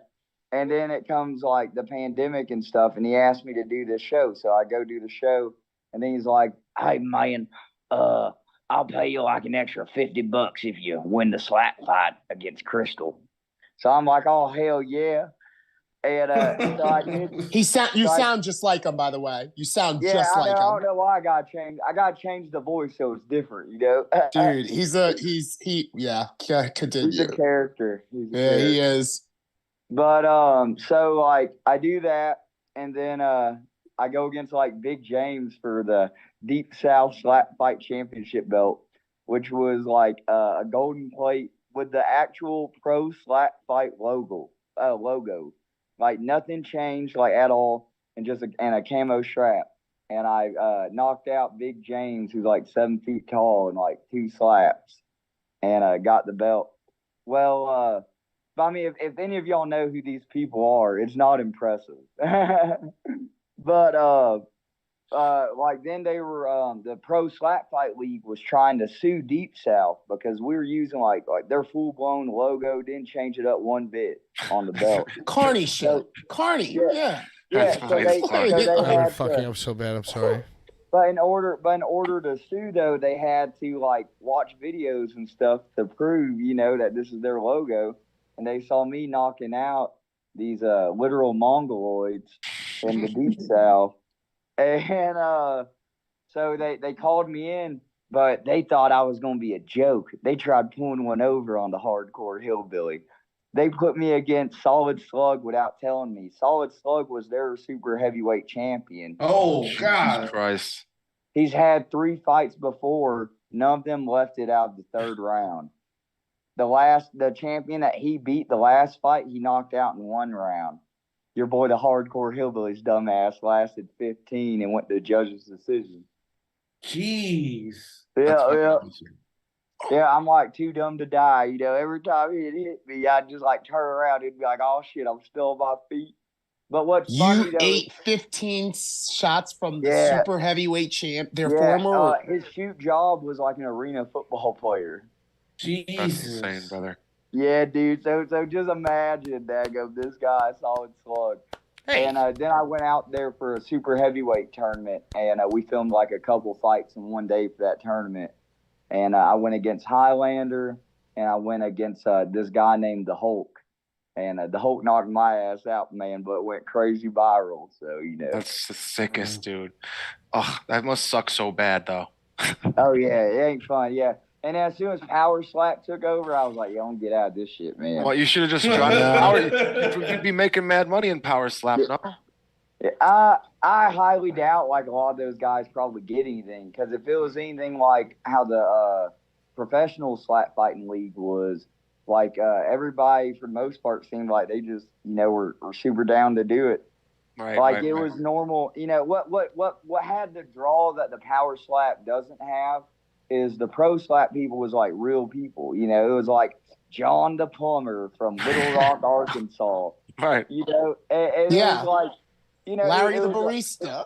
It was like, you know, it was like if two uncles got drunk at a barbecue and was like, all right, step on. It made it good. Now the pro slap league, it's like the guys that they have like Wolverine and Darius the Destroyer and Tank, who's you know, super good from the pro slap fight league. But everybody else, you know, they're guys that weren't good enough for the tough house. You know, like there's still people that's been training MMA their entire life. So I'm like, yep, I'm just gonna go back getting hit with light tubes. I got my clout and got out. That's right. So much more fun. Yep. Get out while you're on top before you can be made fun of, you know? I gotta save the brain cells for the steel chairs, you know? Indeed, yeah. Indubitably. All right, final questions for the Hardcore Hillbilly. What a guest, what a time. You're the man. You've made a fan in me. Sean, I'll put you on the spot, brother. What's your question for the Hardcore Hillbilly? Hardcore Hillbilly, I want to know what is next for you on the horizon. What is most importantly big for you coming up this summer? The biggest thing, man, I don't really know. You know, I'm going to be traveling, you know, every show at XPW. I'm going to be doing POR also every show. I'm going to be regular there. But, you know, I just want to have more matches over at XPW, you know. Show Rob I can do more. Show the world I can do more, you know. Well, if there's one thing I can say about you, my man, is from when I met you to today, I've just seen you bust your ass to get where you're at. So sky's the limit, my man. Thank you, buddy. Hell yeah. Of course. Brian, do you feel... I'm sorry. Go ahead, Larry. Go ahead. I got a question. What's up, Larry? Hardcore Hillbilly, Larry Legend gets around. I get around all around the town, and I do a lot of different promotions. Not so many now that I'm with XPW, but one type of promotion that Rob has granted me access to continue doing are all my LGBTQ friendly and focused promotions. Yeah. A character like the Hardcore Hillbilly probably would get some real heat doing like one of the shows, like a Matter of Pride that I do. You know, would you be open to kind of do like maybe with like against one of the drag queen wrestlers or one of the like a Sunny Kisser? Oh yeah. I'd be down. I'll bring the flag with me. Yeah, that's what I'm saying, you know, like what you represent showing up at one of those shows. Imagine. Yeah, I'd be down. You know? Okay. Yo, we have a super chat. Here, you know? I love that, Larry. Thank you so much. We have a super chat question from I Got Character Productions. I have a question for Hillbilly. When you were I know this dude when you from were Twitter. Yeah, I think we all do. Great dude. Loyal friend of the program and Blvd Bullies YouTube member. I Got Character Productions. Appreciate you, bruh. $5. Asking the question, when you were at Carnage Cup 12, did you know John Raitt was going to get his finger cut off? No. I didn't know a single thing, man. I was with Hoodfoot, Dago Aiden. Yeah, I tried to stay away from Hoodfoot, great person, friend of the program. Aiden Black, great person. Aiden Black too. I announced him. Yeah. Can I take a second and put Aiden over? I got a hilarious story about me and Aiden. Yeah, go ahead. So the first time I ever met Aiden, it was like a couple weeks before this 20-hour road trip we embarked on. He hit me up. He was like, "Hey man, come fly to Indiana. Let's go to Colorado. Be enslaved to a death match." So I'm like, "Oh hell yeah!" So I go out there. And the very first thing we do when we get inside his house is he starts like preparing dabs. I've never done dabs before at that point. So he fixes me like the fattest fucking dab he could fit on the spoon. And I hit it, start hacking, almost damn near throw up in their kitchen. And so that was fun. And then the next day he was like, "Hey, Hillbilly, we got this like 20-hour ride. You want to take this acid?" Fuck yeah. I didn't know you like acid, Hillbilly. I would have brought you some. Whoa, Brian. I'm weird. I'm the opposite have a of like straight edge. I'm like serrated edge. I only don't drink. I just don't like the taste of alcohol. Wow. That's awesome. What was a 20-hour like car ride? Drugs, back on weed, shrooms, acid. Oh, hell yeah. All right. Final question for Hillbilly Brian. Do you feel energized enough and healthy enough? Yeah. I have a two-part question. Ooh. My first question is, what was your first instinctual thought on the whole Kit Osbourne situation I had? Oh, good question. Good question. We were in the back, and so like on Go Behind the Curtain with y'all and kind of lay out how the back is. Yeah, go ahead, Hillbilly. Like, there's the gorilla in like the big room. There's gorilla, and then off to the side, I'm in a room. It's like me and Necro and like some of the other vets and whoever. It's kind of a VIP. It's kind of a VIP. I'm not gonna lie, it is a little bit. And so I'm right there hearing everything, and Rob starts like freaking out, and then he realizes, wait, this is great TV. Zoom in, Moran, don't lose him, Moran, don't lose him. Zoom in, follow him. That makes me so hyped, dude. You made an XPW moment, man. You know. And my first thought was, "Oh shit, we're gonna get sued." Well, you know, that's still on the table, but we gotta talk. Still on the table. And I was like, "Oh, we're probably all right." Well, I mean, Brian. We all advised Brian. Well, myself advised Brian to take legal action, but of course, Sean and Larry convinced him to go trial by combat. So now there's a trial by combat. Challenge him to a duel. Get real old school with it. Ooh, like a fencing. You know, yeah, you know. Smack him up, right? You don't remember that episode of The Simpsons, Pat? I challenge you to a duel. With the gloves? With the gloves, yeah. Yeah, with the gloves, yep. All right, well. Y'all are being silly. We'll have I think I speak for everybody. Two-part question. I can't remember what I was going to ask. That's right, Pat. It's pointed at him. Right. It's okay. And Brian will forget. Brian, it's okay, Brian. Pat will point at him, and Brian will forget. It's okay, Brian. You know, listen, you've been through a lot, Brian. Head is killing me, dude. Hey, you know what, Hardcore Hillbilly, we're going to let you go. Everybody said bye and thank you to Hardcore Hillbilly. What can we follow you on? What can we see you on? You can see me on, the next thing I'll be on is IWTV. POR is supposed to be up there like within like a week or two. Season 7, so you'll see me on that. Add me on Facebook, Drew Vickers. Everybody knows the shoot by now with that. So it's Drew Vickers on Facebook.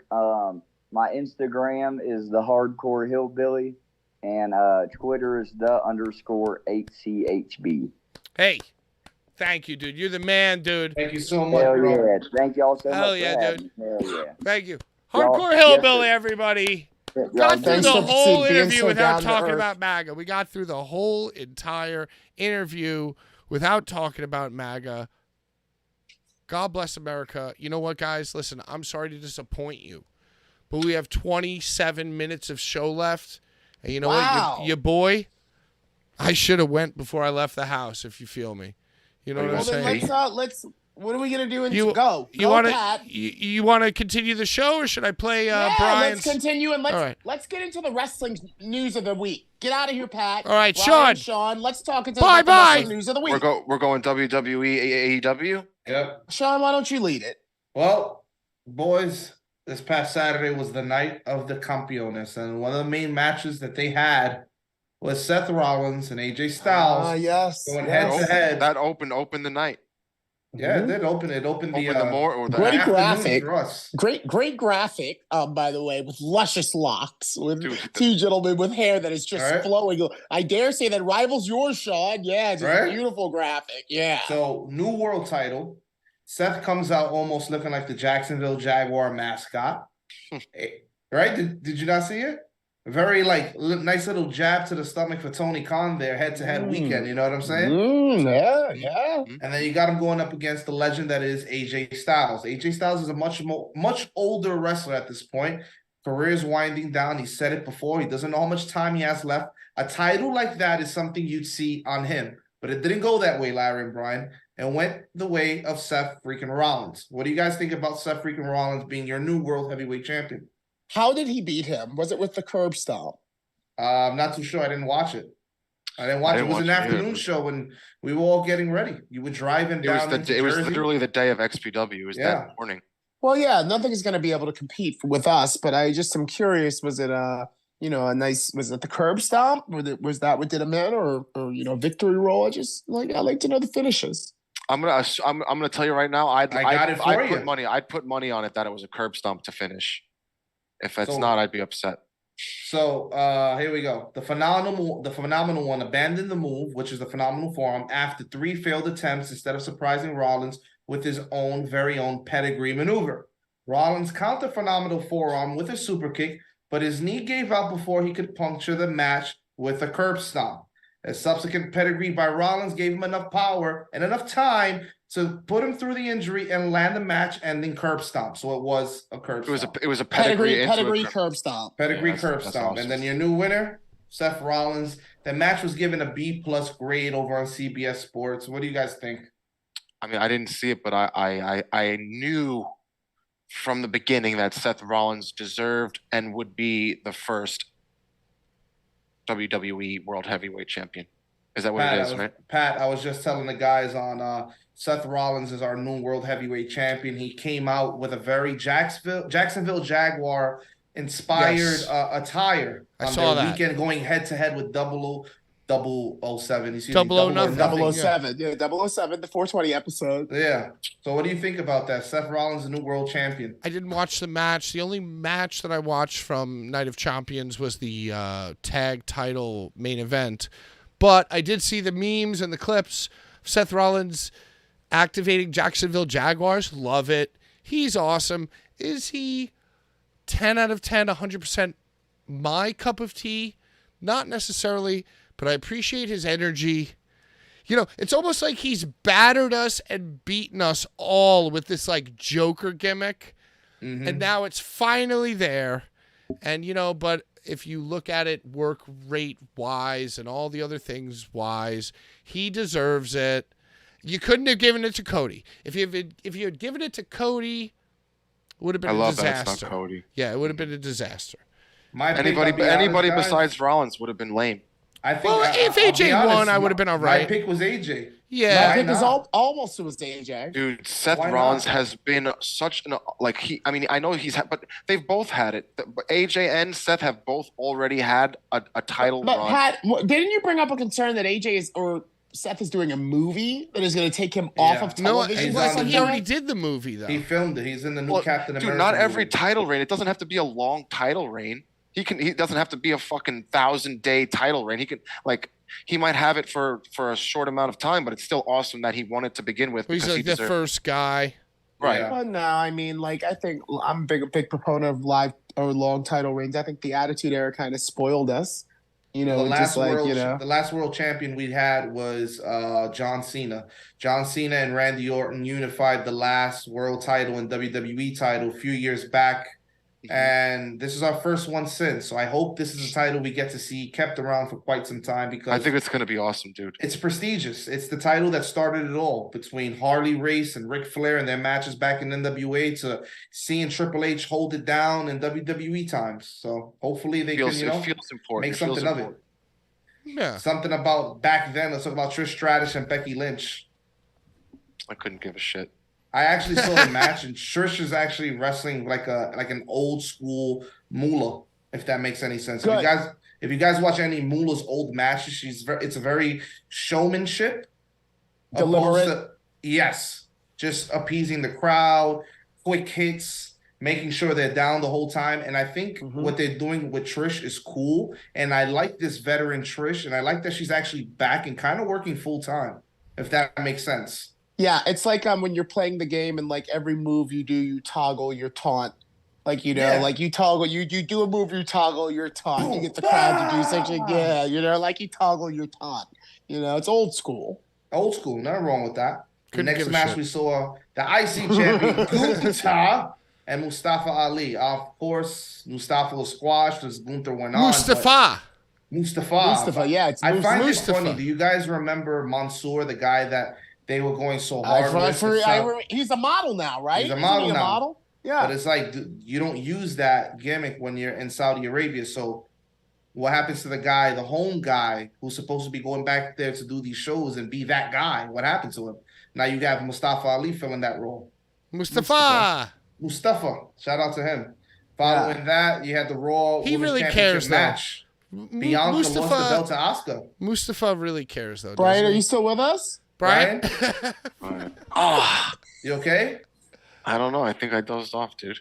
Yeah, I think you're on the medication. You're probably on the meds. How do you feel about Asuka being the new Roman Women's Champion? I don't know. I don't think I care about that either. Dude. Wait, Asuka beat Bianca? She did. Oh, what?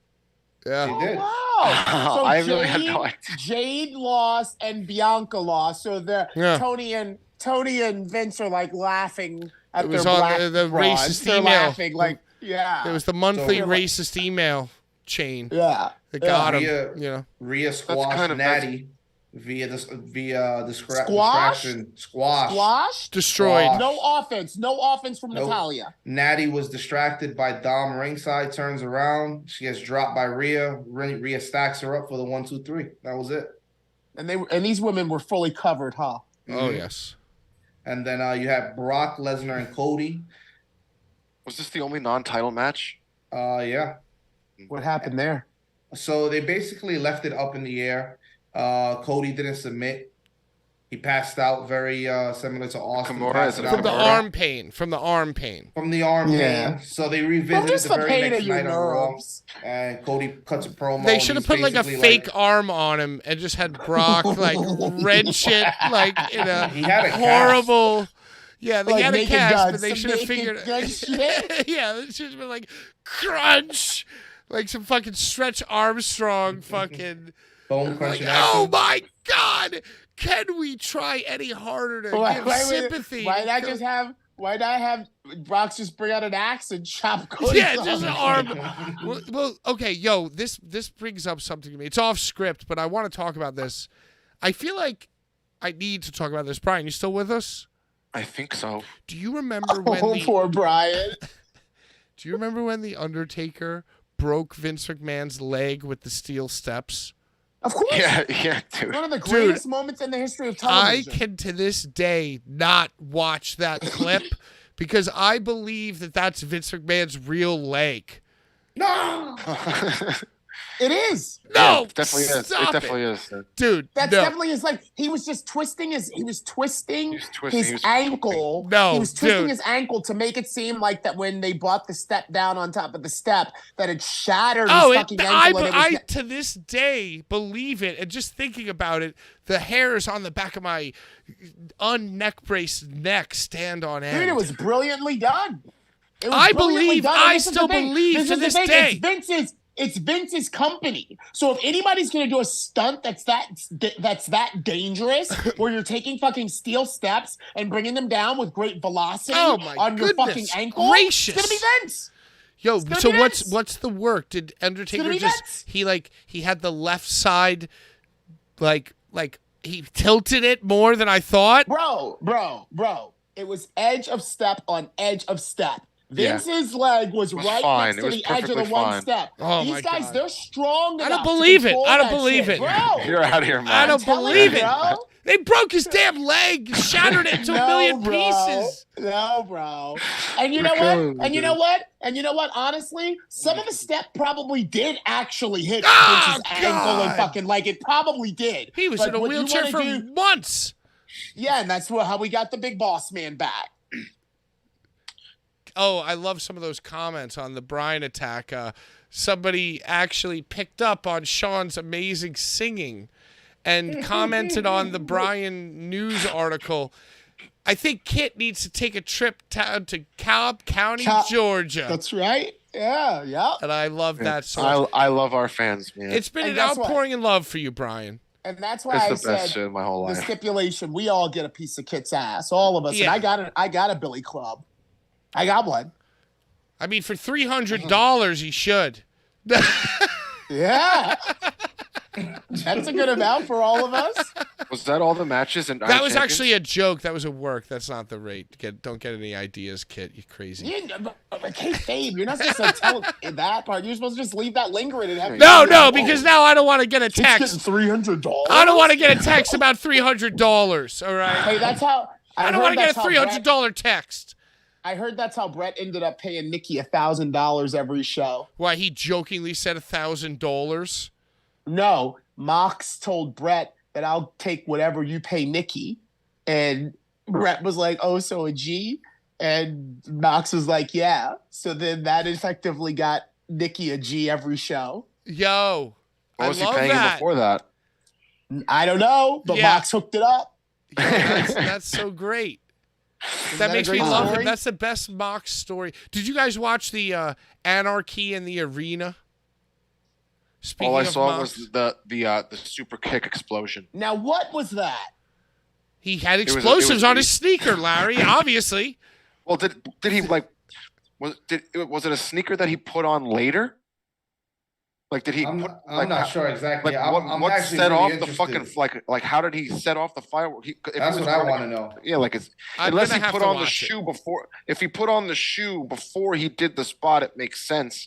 Because before that, he must have been walking around on it. I think what happened is that he had his shoe taken off. He took the classic Viking, not Vikingo, Viking, barefoot atomic drop on the thumbtacks. And then I guess he picked up a dangerous shoe or something. Yeah. It must have been a shoe he put on. It was his like backup explosive shoe. Hold on. It's called, listen. It's called a gimmick shoe. Yeah. It's called a gimmick shoe. That's what it's called. He got a gimmick shoe that had some shit in it to fucking make the boom boom like over at FMW. Right. Like some Onita shit. Just in case. 100%. Just in case. I mean, it was awesome. It was definitely the coolest thing I saw from the whole night. No other spot looked as cool. That's awesome. But wait a minute, is a super kick his repertoire? No, he took the super kick. Yeah, to the head. He had his head Young exploded. Buck had the explosive Jordan on his foot. Yeah. Matt Jackson kicked him. Yeah. So Guys, Matt I am Jackson. so confused. I'm thinking he boxed the super kick with a gimmick boot. No. Nah, so Mox, I think, has one of them in like some sort of submission on the ground. So and it comes Matt Jackson with a super kick and right to the face. Yeah, it might have been sight, dude. It might have been the power of God, though. You know. Now with the Young Bucks, you're fucking with God. Now, let me ask you: Did the Buckaroo who delivered the kick then sell their foot? Like, oh God, my foot just exploded on his face. Did they? That would be the right thing to do. So I hope they did start that. Hopping around. No, they should have both done a explosive panic, but Moxley just kind of like sold it like a regular thing, rolled out of the ring, and I don't remember what Matt Buck did, but I'm sure it was fucking lame. There should have been a moment of excitement. Hey, welcome to the 420 episode of Blvd Bullies. We got a lot of super chats. Top tier, $10. $10. You have your choice of Schlack card. You got some fucking. Now, Brian, will you ever offer that as a legacy item? Absolutely fucking not. So that's like that goes up on the mantle next to my jacket. I fucking held this to this man's face and told him to fucking bleed on it. And it's my favorite thing I ever did my whole life, man. Wow. And I'll never forget You're it. seeming in good spirits. The community is behind you. Dude, I no matter how much pain I'm ever in, nothing will ever stop me from doing it again. Wow. Just know it. Nothing can stop him. He's all the way up. All the way up. I'll be at the next XPW event. I know you know what? I'll be center. front fucking row. He'll be front and center like a 10. When's the next Newark show?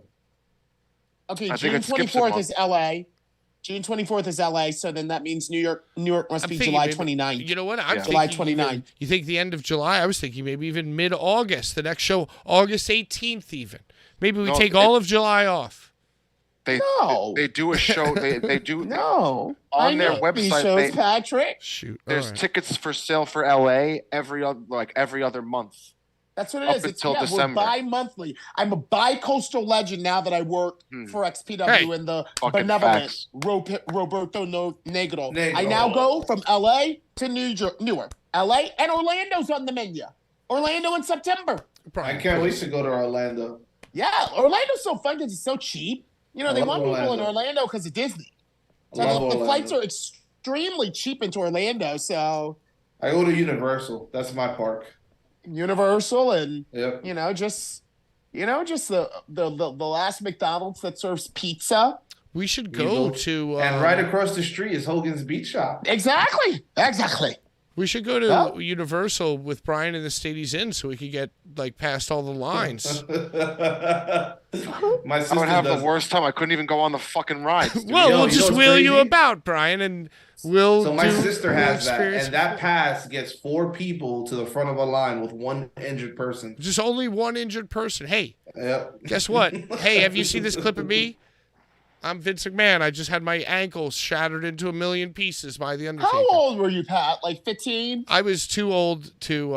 I was old enough to know better, but like, I just still think like, wow, that was like a brutal thing. Yeah, the building was shaking that night when that thing happened. I'm sure. The camera itself was shaking. I think someone threw something into the ring. They were so fucking hype. That sounds like my crowd, caught up in all of that shit and like, oh my God, this is real. Was that when Kane and Undertaker used to walk around with the sledgehammers? Ooh, that was American Badass Undertaker? I think that was a little bit before. That was like much before. Much before? Okay. That was like they corporate ministry. They were the Brothers of Destruction at that point. But this was the first time that Vince had gotten really fucked up on TV. He had taken stunners. He had taken chair shots from Dude Love in matches. But this was the first time he was like getting stomped hit multiple times by like Undertaker and Kane. It was Undertaker and Kane versus like Stone Cold and shit, right? Well, yeah, it was the next night on Raw, and McMahon said, Undertaker, you sent your brother to the back. Undertaker, you're a damned fool. You're a damn fool. Undertaker was like, you need to watch your ass. Because the next time you get out of line with either one of us, you're going to be the one that's handicapped. Dude, that's the best shit. I will promise you. And then they turned around and Vince did this. And then Undertaker turned around and saw him, Yeah, Undertaker quickly whipped his head around and then he was like, oh. And then Undertaker just hit him. And then he hit him. That was a pop. But then when Kane and him started stomping him, then the place was like, oh my fucking God. Because they were just like corporate stooges at that point, weren't they? Yeah. They turned he was controlling them. He was controlling them, That's when there was the smoking skull belt, right? Uh-huh. And then wasn't it like a triple threat match, or it was Kane versus Undertaker? And they pinned him at the same time. Bro, wrestling was so great. Good times. So great, dude. Yo, do you think that like kids who are 12 and 14 look at what's happening now as like the same way? Not even so much WWE and the Bloodline, because the Bloodline shit is good to me. Hell no, nowhere near. But do you think we appreciate the Bloodline storyline is because we know what a good storyline is. Because it's a throwback type of. We come from a generation of wrestling storytelling that is what the Bloodline storyline is. You get so just involved with it. You feel a part of it. You want to know what happens. You want to watch it. That's why, like with us, when we just read up on just Bloodline stuff, we're caught up. We don't care what else is happening. Wait a second. But the reason that old stuff resonates so much more is because there wasn't so much of it. There wasn't so much wrestling to be able to digest every single moment at your fingertips on your phone at any time of the day. You had to wait for shit. Mm-hmm. And that is one of the things that I like about XPW. You've got to wait for shit. Yeah, once a month. Like everything. Once every 2 months, really, because of coasts. Yeah. Make them wait, god damn it. Remember how it was to wait and then be satisfied. You okay, Brian? God, Brian, bro. Are you okay? I saw it. I just feel like you dozed out a little bit. The best sort of anticipation. Absolutely. Brian, sit up if you can. You have How to much keep more that time we blood got? flowing. We got 5 minutes. We got 5 minutes for everybody to what get else in are we their talking super about? chats. We talked about AEW. Well, what about did, GCW? What about GCW? GCW did it. Sean's going to be there. Didn't they do something already? Like, I saw a huge crowd Friday night. This Saturday, 5 p.m., we got a Tournament of Survival, and then Sunday, Cage of Survival. Oh, God. Yeah. Wow. So a lot to talk about next week. What What are who was the 12th competitor of Well, I have all 12 competitors. Should I name Run them down right that, now? and then we should say something about No Holds Barred. We should say something about No Holds Barred this past weekend, too. Well, okay. I want to say something about it. I know. I'm just kidding. Go ahead, Brian. All right. You okay? Let's go. You okay, buddy? El Desperado, Toro Segura, Tomoya Hirata, He's concussed. Rina Yamashita, Yamashita. John Wayne Murdoch. Sawyer Wreck, fan of PWJ. Miedo Extremo. Ciclope. Okay. Green Phantom. Finally. Matt Tremont. Casey Kirk. There's one more. And Joseph Former American. Yeah, and Joseph Janela. It's 12, Sean. 12 you went from 6 to 7, like inexplicably. You flicked 2. You flicked 2 for 1. But it's 12. I'm setting in stone. I'm setting in stone right now. I'm calling Rina Yamashita. And then she's gonna win it. And the winner of this tournament then goes to Cage or Survival to face Masha Slamovich for the championship. Woman versus woman main event. Woman versus woman main event. Yeah. And they're also doing the Japan tour soon, which they've announced already. Yeah. So I'm thinking that Rina Yamashita is going to be a double champ.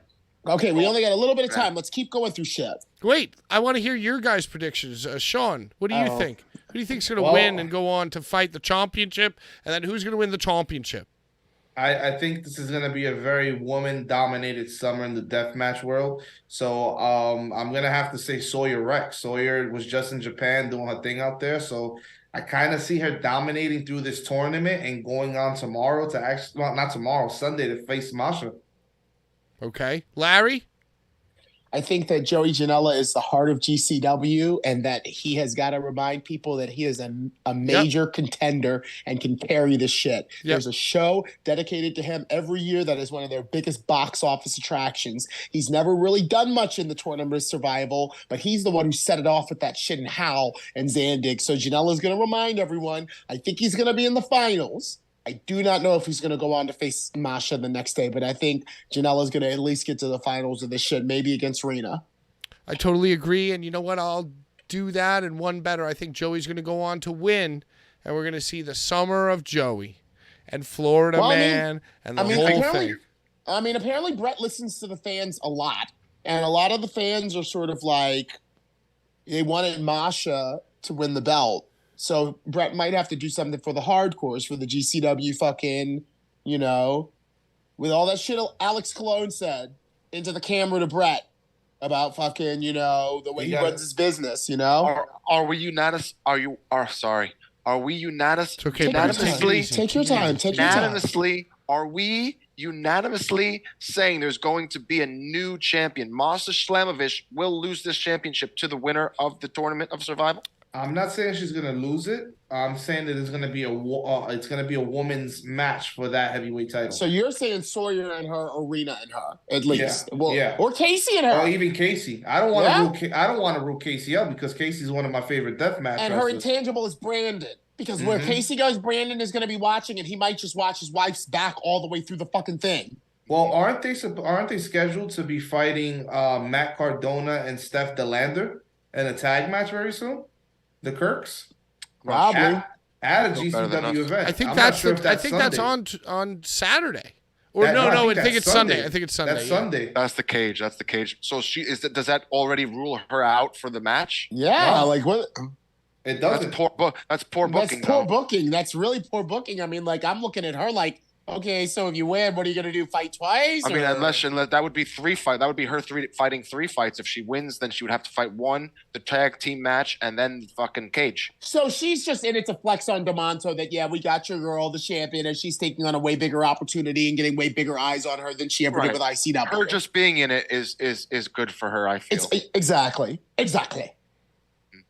All right. Right now we got super chats at Logan $5. Logan $10, Urka $5. Get it right, Pat. Somebody else did a thing that I don't remember, but we're going to tabulate after the fucking thing. Now, one last thing to get a hold of is that last week we tried to rush in, and it's my fault. I take full responsibility, y'all. We tried to rush in the AEW Double or Nothing predictions. We broke into teams, and we said the loser of the team that had the worst predictions is going to eat a horrible thing that they don't like and are disgusted by. But none of us kept track of what we predicted, and none of us kept track of who won the thing. So the punishment is next week we will all eat a thing that we strongly don't like. Do you guys agree with this punishment for all of us? I think you know what I'd rather do? Tell me. I'd rather go back myself and listen to our predictions and tally them off and then say who actually won. Yeah, Brian's a man of logistics, Pat. So rather than fucking just do some fucking shit where we're like, oh, we're all eating crazy shit. Let's let Brian go back and listen. I'm a man of fairness. I'm a man of fairness. Yeah, Brian, are you sure you're... How about we take to our Twitter and put a poll up or something for, like... Yeah, Brian, how do you feel about that? Poll? Are you feeling up for it, or...? I love polls. Nice. Me too, Brian. Me too. Hey. And me too, This has been a pretty great show, hasn't it? Brian, how are you feeling? We've got a pretty I don't even remember anything we talked about. Yeah. My head is killing me. I have to ask Larry something. Larry, yes. How do you feel about Atticus showing up at ICW? So I heard what the benevolent Roberto Negro had to say about Addy. Oh, man. Addy's comments specifically were sent to me by several people. And I didn't know his situation. I don't know what his situation was for that tour.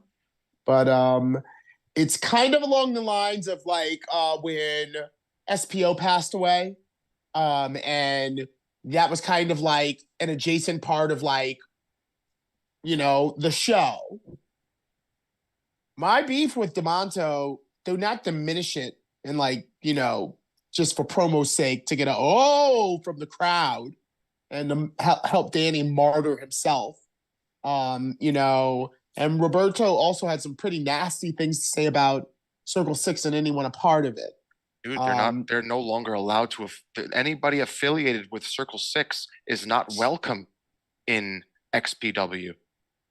So personally, I like Addy. Big news. I like Addy. I like his brother. I hope they go far and do a lot, and I hope I get to announce them a lot. Yeah, I love them. I love the Kogars. Dude, I mean, Kogars. I don't know. Friend Otis of the program, Otis them. Kogar, friend of the program. But if it's ICW, they are known to spin like fucking real shit and be like, oh, this is a story, so keep my name out of your mouth, y'all, for fucking pops. Like, come on, I'm not there. Rich Palladino's the announcer. Talk about him. Also, I want to talk about ICW. The fans are asking, so Brian, continue, please. I just want to say, apparently the owner of Circle 6 is not a very good guy. If you want to know more of this, you should tune into the Roberto Negro show, because he has news where he is going to reveal that the guy from Circle 6 is not the best of human beings, and that's why he does not affiliate with Circle 6 anymore. Well, and the important thing also is we kind of spoke about it, like the Eric Ryan ICW thing, and then the Atticus thing, like almost like... Dude, Rob Black shits on that whole entire they'll do anything for clout. Yeah, but they'll do anything for clout. And so... They'll do you know what I'm saying, Sean? Yeah. They'll do anything for clout, like... It was an Danny angle. Always Danny's paying them. Tweeting to Brett. Like, he's always tweeting and mentioning Brett and shit. Brett never fucking says shit. Like, it looks weak. Yeah. Well, and I think that, like, to have, and dude, oh my God. I hate that everybody justifies all their stupid behaviors by things that were done in the past, like the Bret Hart WCW now being aborted into a Eric Ryan ICW. Like, that's just like XPW. such, or you know what I'm saying. But my God, like, I didn't feel great about that. He had the Uncle Rob shirt, dude. It's very lame. It's like they're using Rob to get over in ICW, and Danny's all for it. It's like kind of whack. They're like they're drawing from some of the greatest minds, Mick Foley, Welcome Home Uncle Eric type of shit. They're drawing from the greatest moment, one of the greatest moments, the WCW Bret Hart thing. And it's like, you're just bastardizing it. It's just a shitty, poorly thought out, knee-jerk, no real emotion version, and you think that everything's a work shoot. And it's the same thing with stupid fucking Kit Osbourne too. Sorry, Brian. So anyway, long story short, if you want to talk ICW, thank you everybody for watching. My opinion is that the Eric Ryan, Atticus Kogar stuff is lame, and it's reeks of desperation. Sorry, take it away, somebody else. I completely agree. Yeah. Take it away, Brian. You're hurt. I'm just saying. I think that it's an obvious just use of XPW to get over, and they say they hate them so much. And they talk so much shit and about they hate, but they cheer Eric Ryan and he's wearing a fucking XPW shirt. It's like I'm gonna take it there. Shit. I'm gonna take it there. You know what they're doing? They're taking XPW's used condom and they're jerking off with it. Ew. Absolutely disgusting. Yeah. That is exactly what they're doing. They're getting their nut off of taking a used condom, a scumbag from XPW, where we done already got our shit in there. Disgusting. And they're like, oh, we want to get some of it too. And they'll stoop to no depths of depravity to be like, yeah, Addy, because Larry didn't get flown to UK either. And everyone will, I'll call Rich the legendary Rich Palandino. It's pandering and you suck. I couldn't agree more. Dude, and that's Atticus has a pattern of doing stuff like that as well. The coolest thing that Atticus and Eric Ryan could have done was go there, cut a promo, leave, and then go fucking wrestle at XPW. That would have been some old stuff. That would have been some shit. Yeah. That would have been some, but them not doing that just makes it very clear that it's an ICW angle. That is just for ICW, yeah. You know what the coolest thing? You know what the coolest thing? It's cool for. I will say that it's for ICW. It's cool for the fans in attendance there that aren't able to go to XPW. It's cool for them, And apparently the main event booked their own Dusty finish.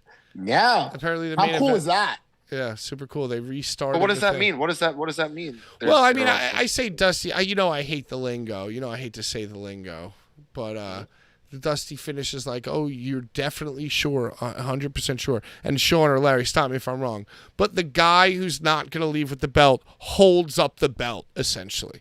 And the announcer says, this guy won the thing.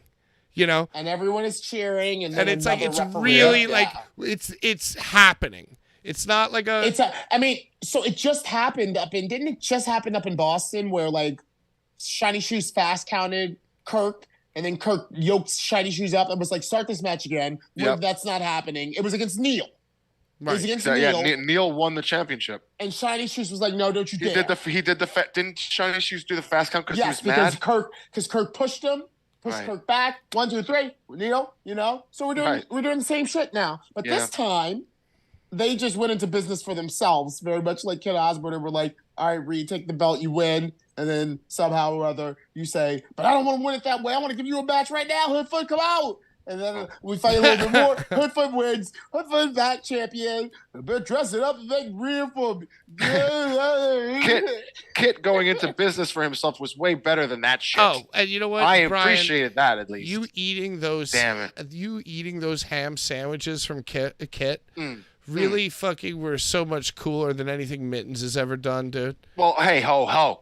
We like Mittens on this show. We love the Mittens. Well, I'm speaking objectively speaking. I will say, Pat is a bully, and Pat is also a bully. So I will say, the only thing that made this different than Mittens was that I didn't just fall to the floor and perish as one And that is why does. I think you got your head whipped. That is why you got your head whipped. If you ask me, from knowing the biz, I stuck up for myself. You did not react the way that Kit was expecting you to react. Put a better swing on it then. Put a better swing on it, dude. He's swung before. It's the third time. I'm sick of it. And I don't think he was expecting Brian to have so many people there, especially big brown Spanish people. That's right. I'm sick of it. Yeah. I had all my brown Spanish people with me and my lovely Albanian wife. He's a pillar of the community. We should let the fans vote on if it should be who we're going to get. That scares me, dude. That scares me, man. I think Hardcore Hillbilly is a premium choice. Oh, Jesus Christ. I think it's already been set in stone on this show. Oh, my God. You guys are scaring me. Well, to me, the only thing that's set in stone... I'm in a neck brace and I have a goddamn shiner, bro. Look at it. The only thing that's set in stone to me is that there will be a trial by combat, and Brian will choose his champion if Kit Osbourne is so fucking inclined. And maybe we'll train Bri. I don't know about that. I don't know. I gotta get the okay. Maybe more like physical therapy. Like we'll walk on his neck. I used to do handstands. No, you didn't, Brian. I did. I have photo evidence. Brian, I'm not going to close the show with the footage of you getting pushed into outer space. But you guys ever see those memes of like somebody tripping and falling and then somebody cuts it to the person in outer space? Like, that is, Brian is a prime candidate for that. I think they did that. They did that with Isaiah Cassidy when he took the pouts for fucking for Keith Lee, and he went all the way out the ring and out the arena and out into space and just. So Brian, listen, I think this should be a lesson to you. You tried so hard and got so far, but in the end, it didn't even matter. Damn it. And you had to fall to lose it all, You flew too close to the sun, Brian, and I've been trying to warn you. Look at what happened to Martin Luther King. Martin Luther Ginsburg. Well, I mean, let's not get too crazy. I'm just saying that you made yourself a target. And now you have a sign with Kit Osbourne's blood on it, probably worth, I don't know, $12 if we were to auction it. $12? So what did it really get you? I want to get some final thoughts and some final quotes, Brian.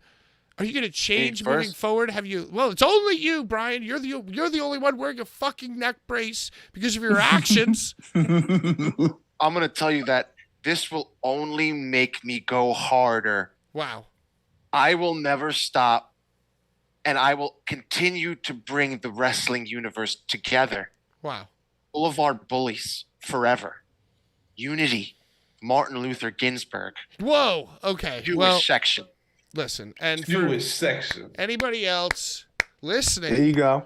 Who might not fall into the category of everybody else in the world. Like, so what Brian just said, that's a vast umbrella. But there is this one section of the umbrella. It's the people that I don't like. And for those people, you are the Blvd Bullies' enemies. And I advise you, humbly, die slow. Because Kit Osbourne, or anybody else, and let me tell you something, Kit Osbourne, if you dare, if you dare show up to the undisclosed location that the trial by combat will be at, and you bring somebody that I do not like and do not approve of, and you do not approve your guests beforehand, guess what's going to happen? We're going to beat you up on camera, put you in your BMW with no money, and send you back home. So if you do choose to answer the trial by combat, you make sure you come correct, Kit Osbourne, because the Blvd Bullies, we don't play some fucking improv funny face, I need to get more time in bullshit. Sorry, Brian.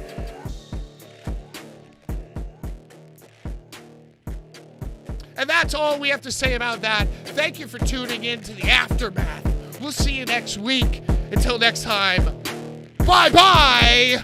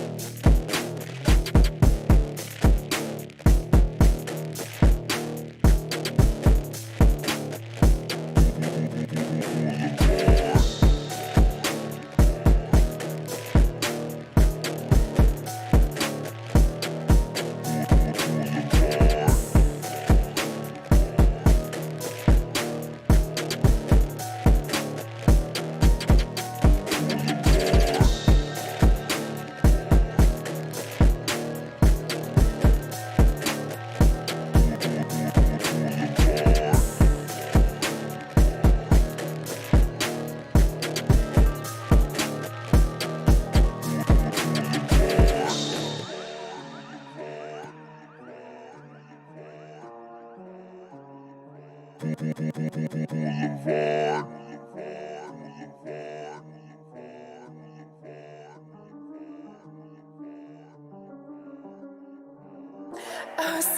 place where you burn in hell forever, forever, forever, forever, forever.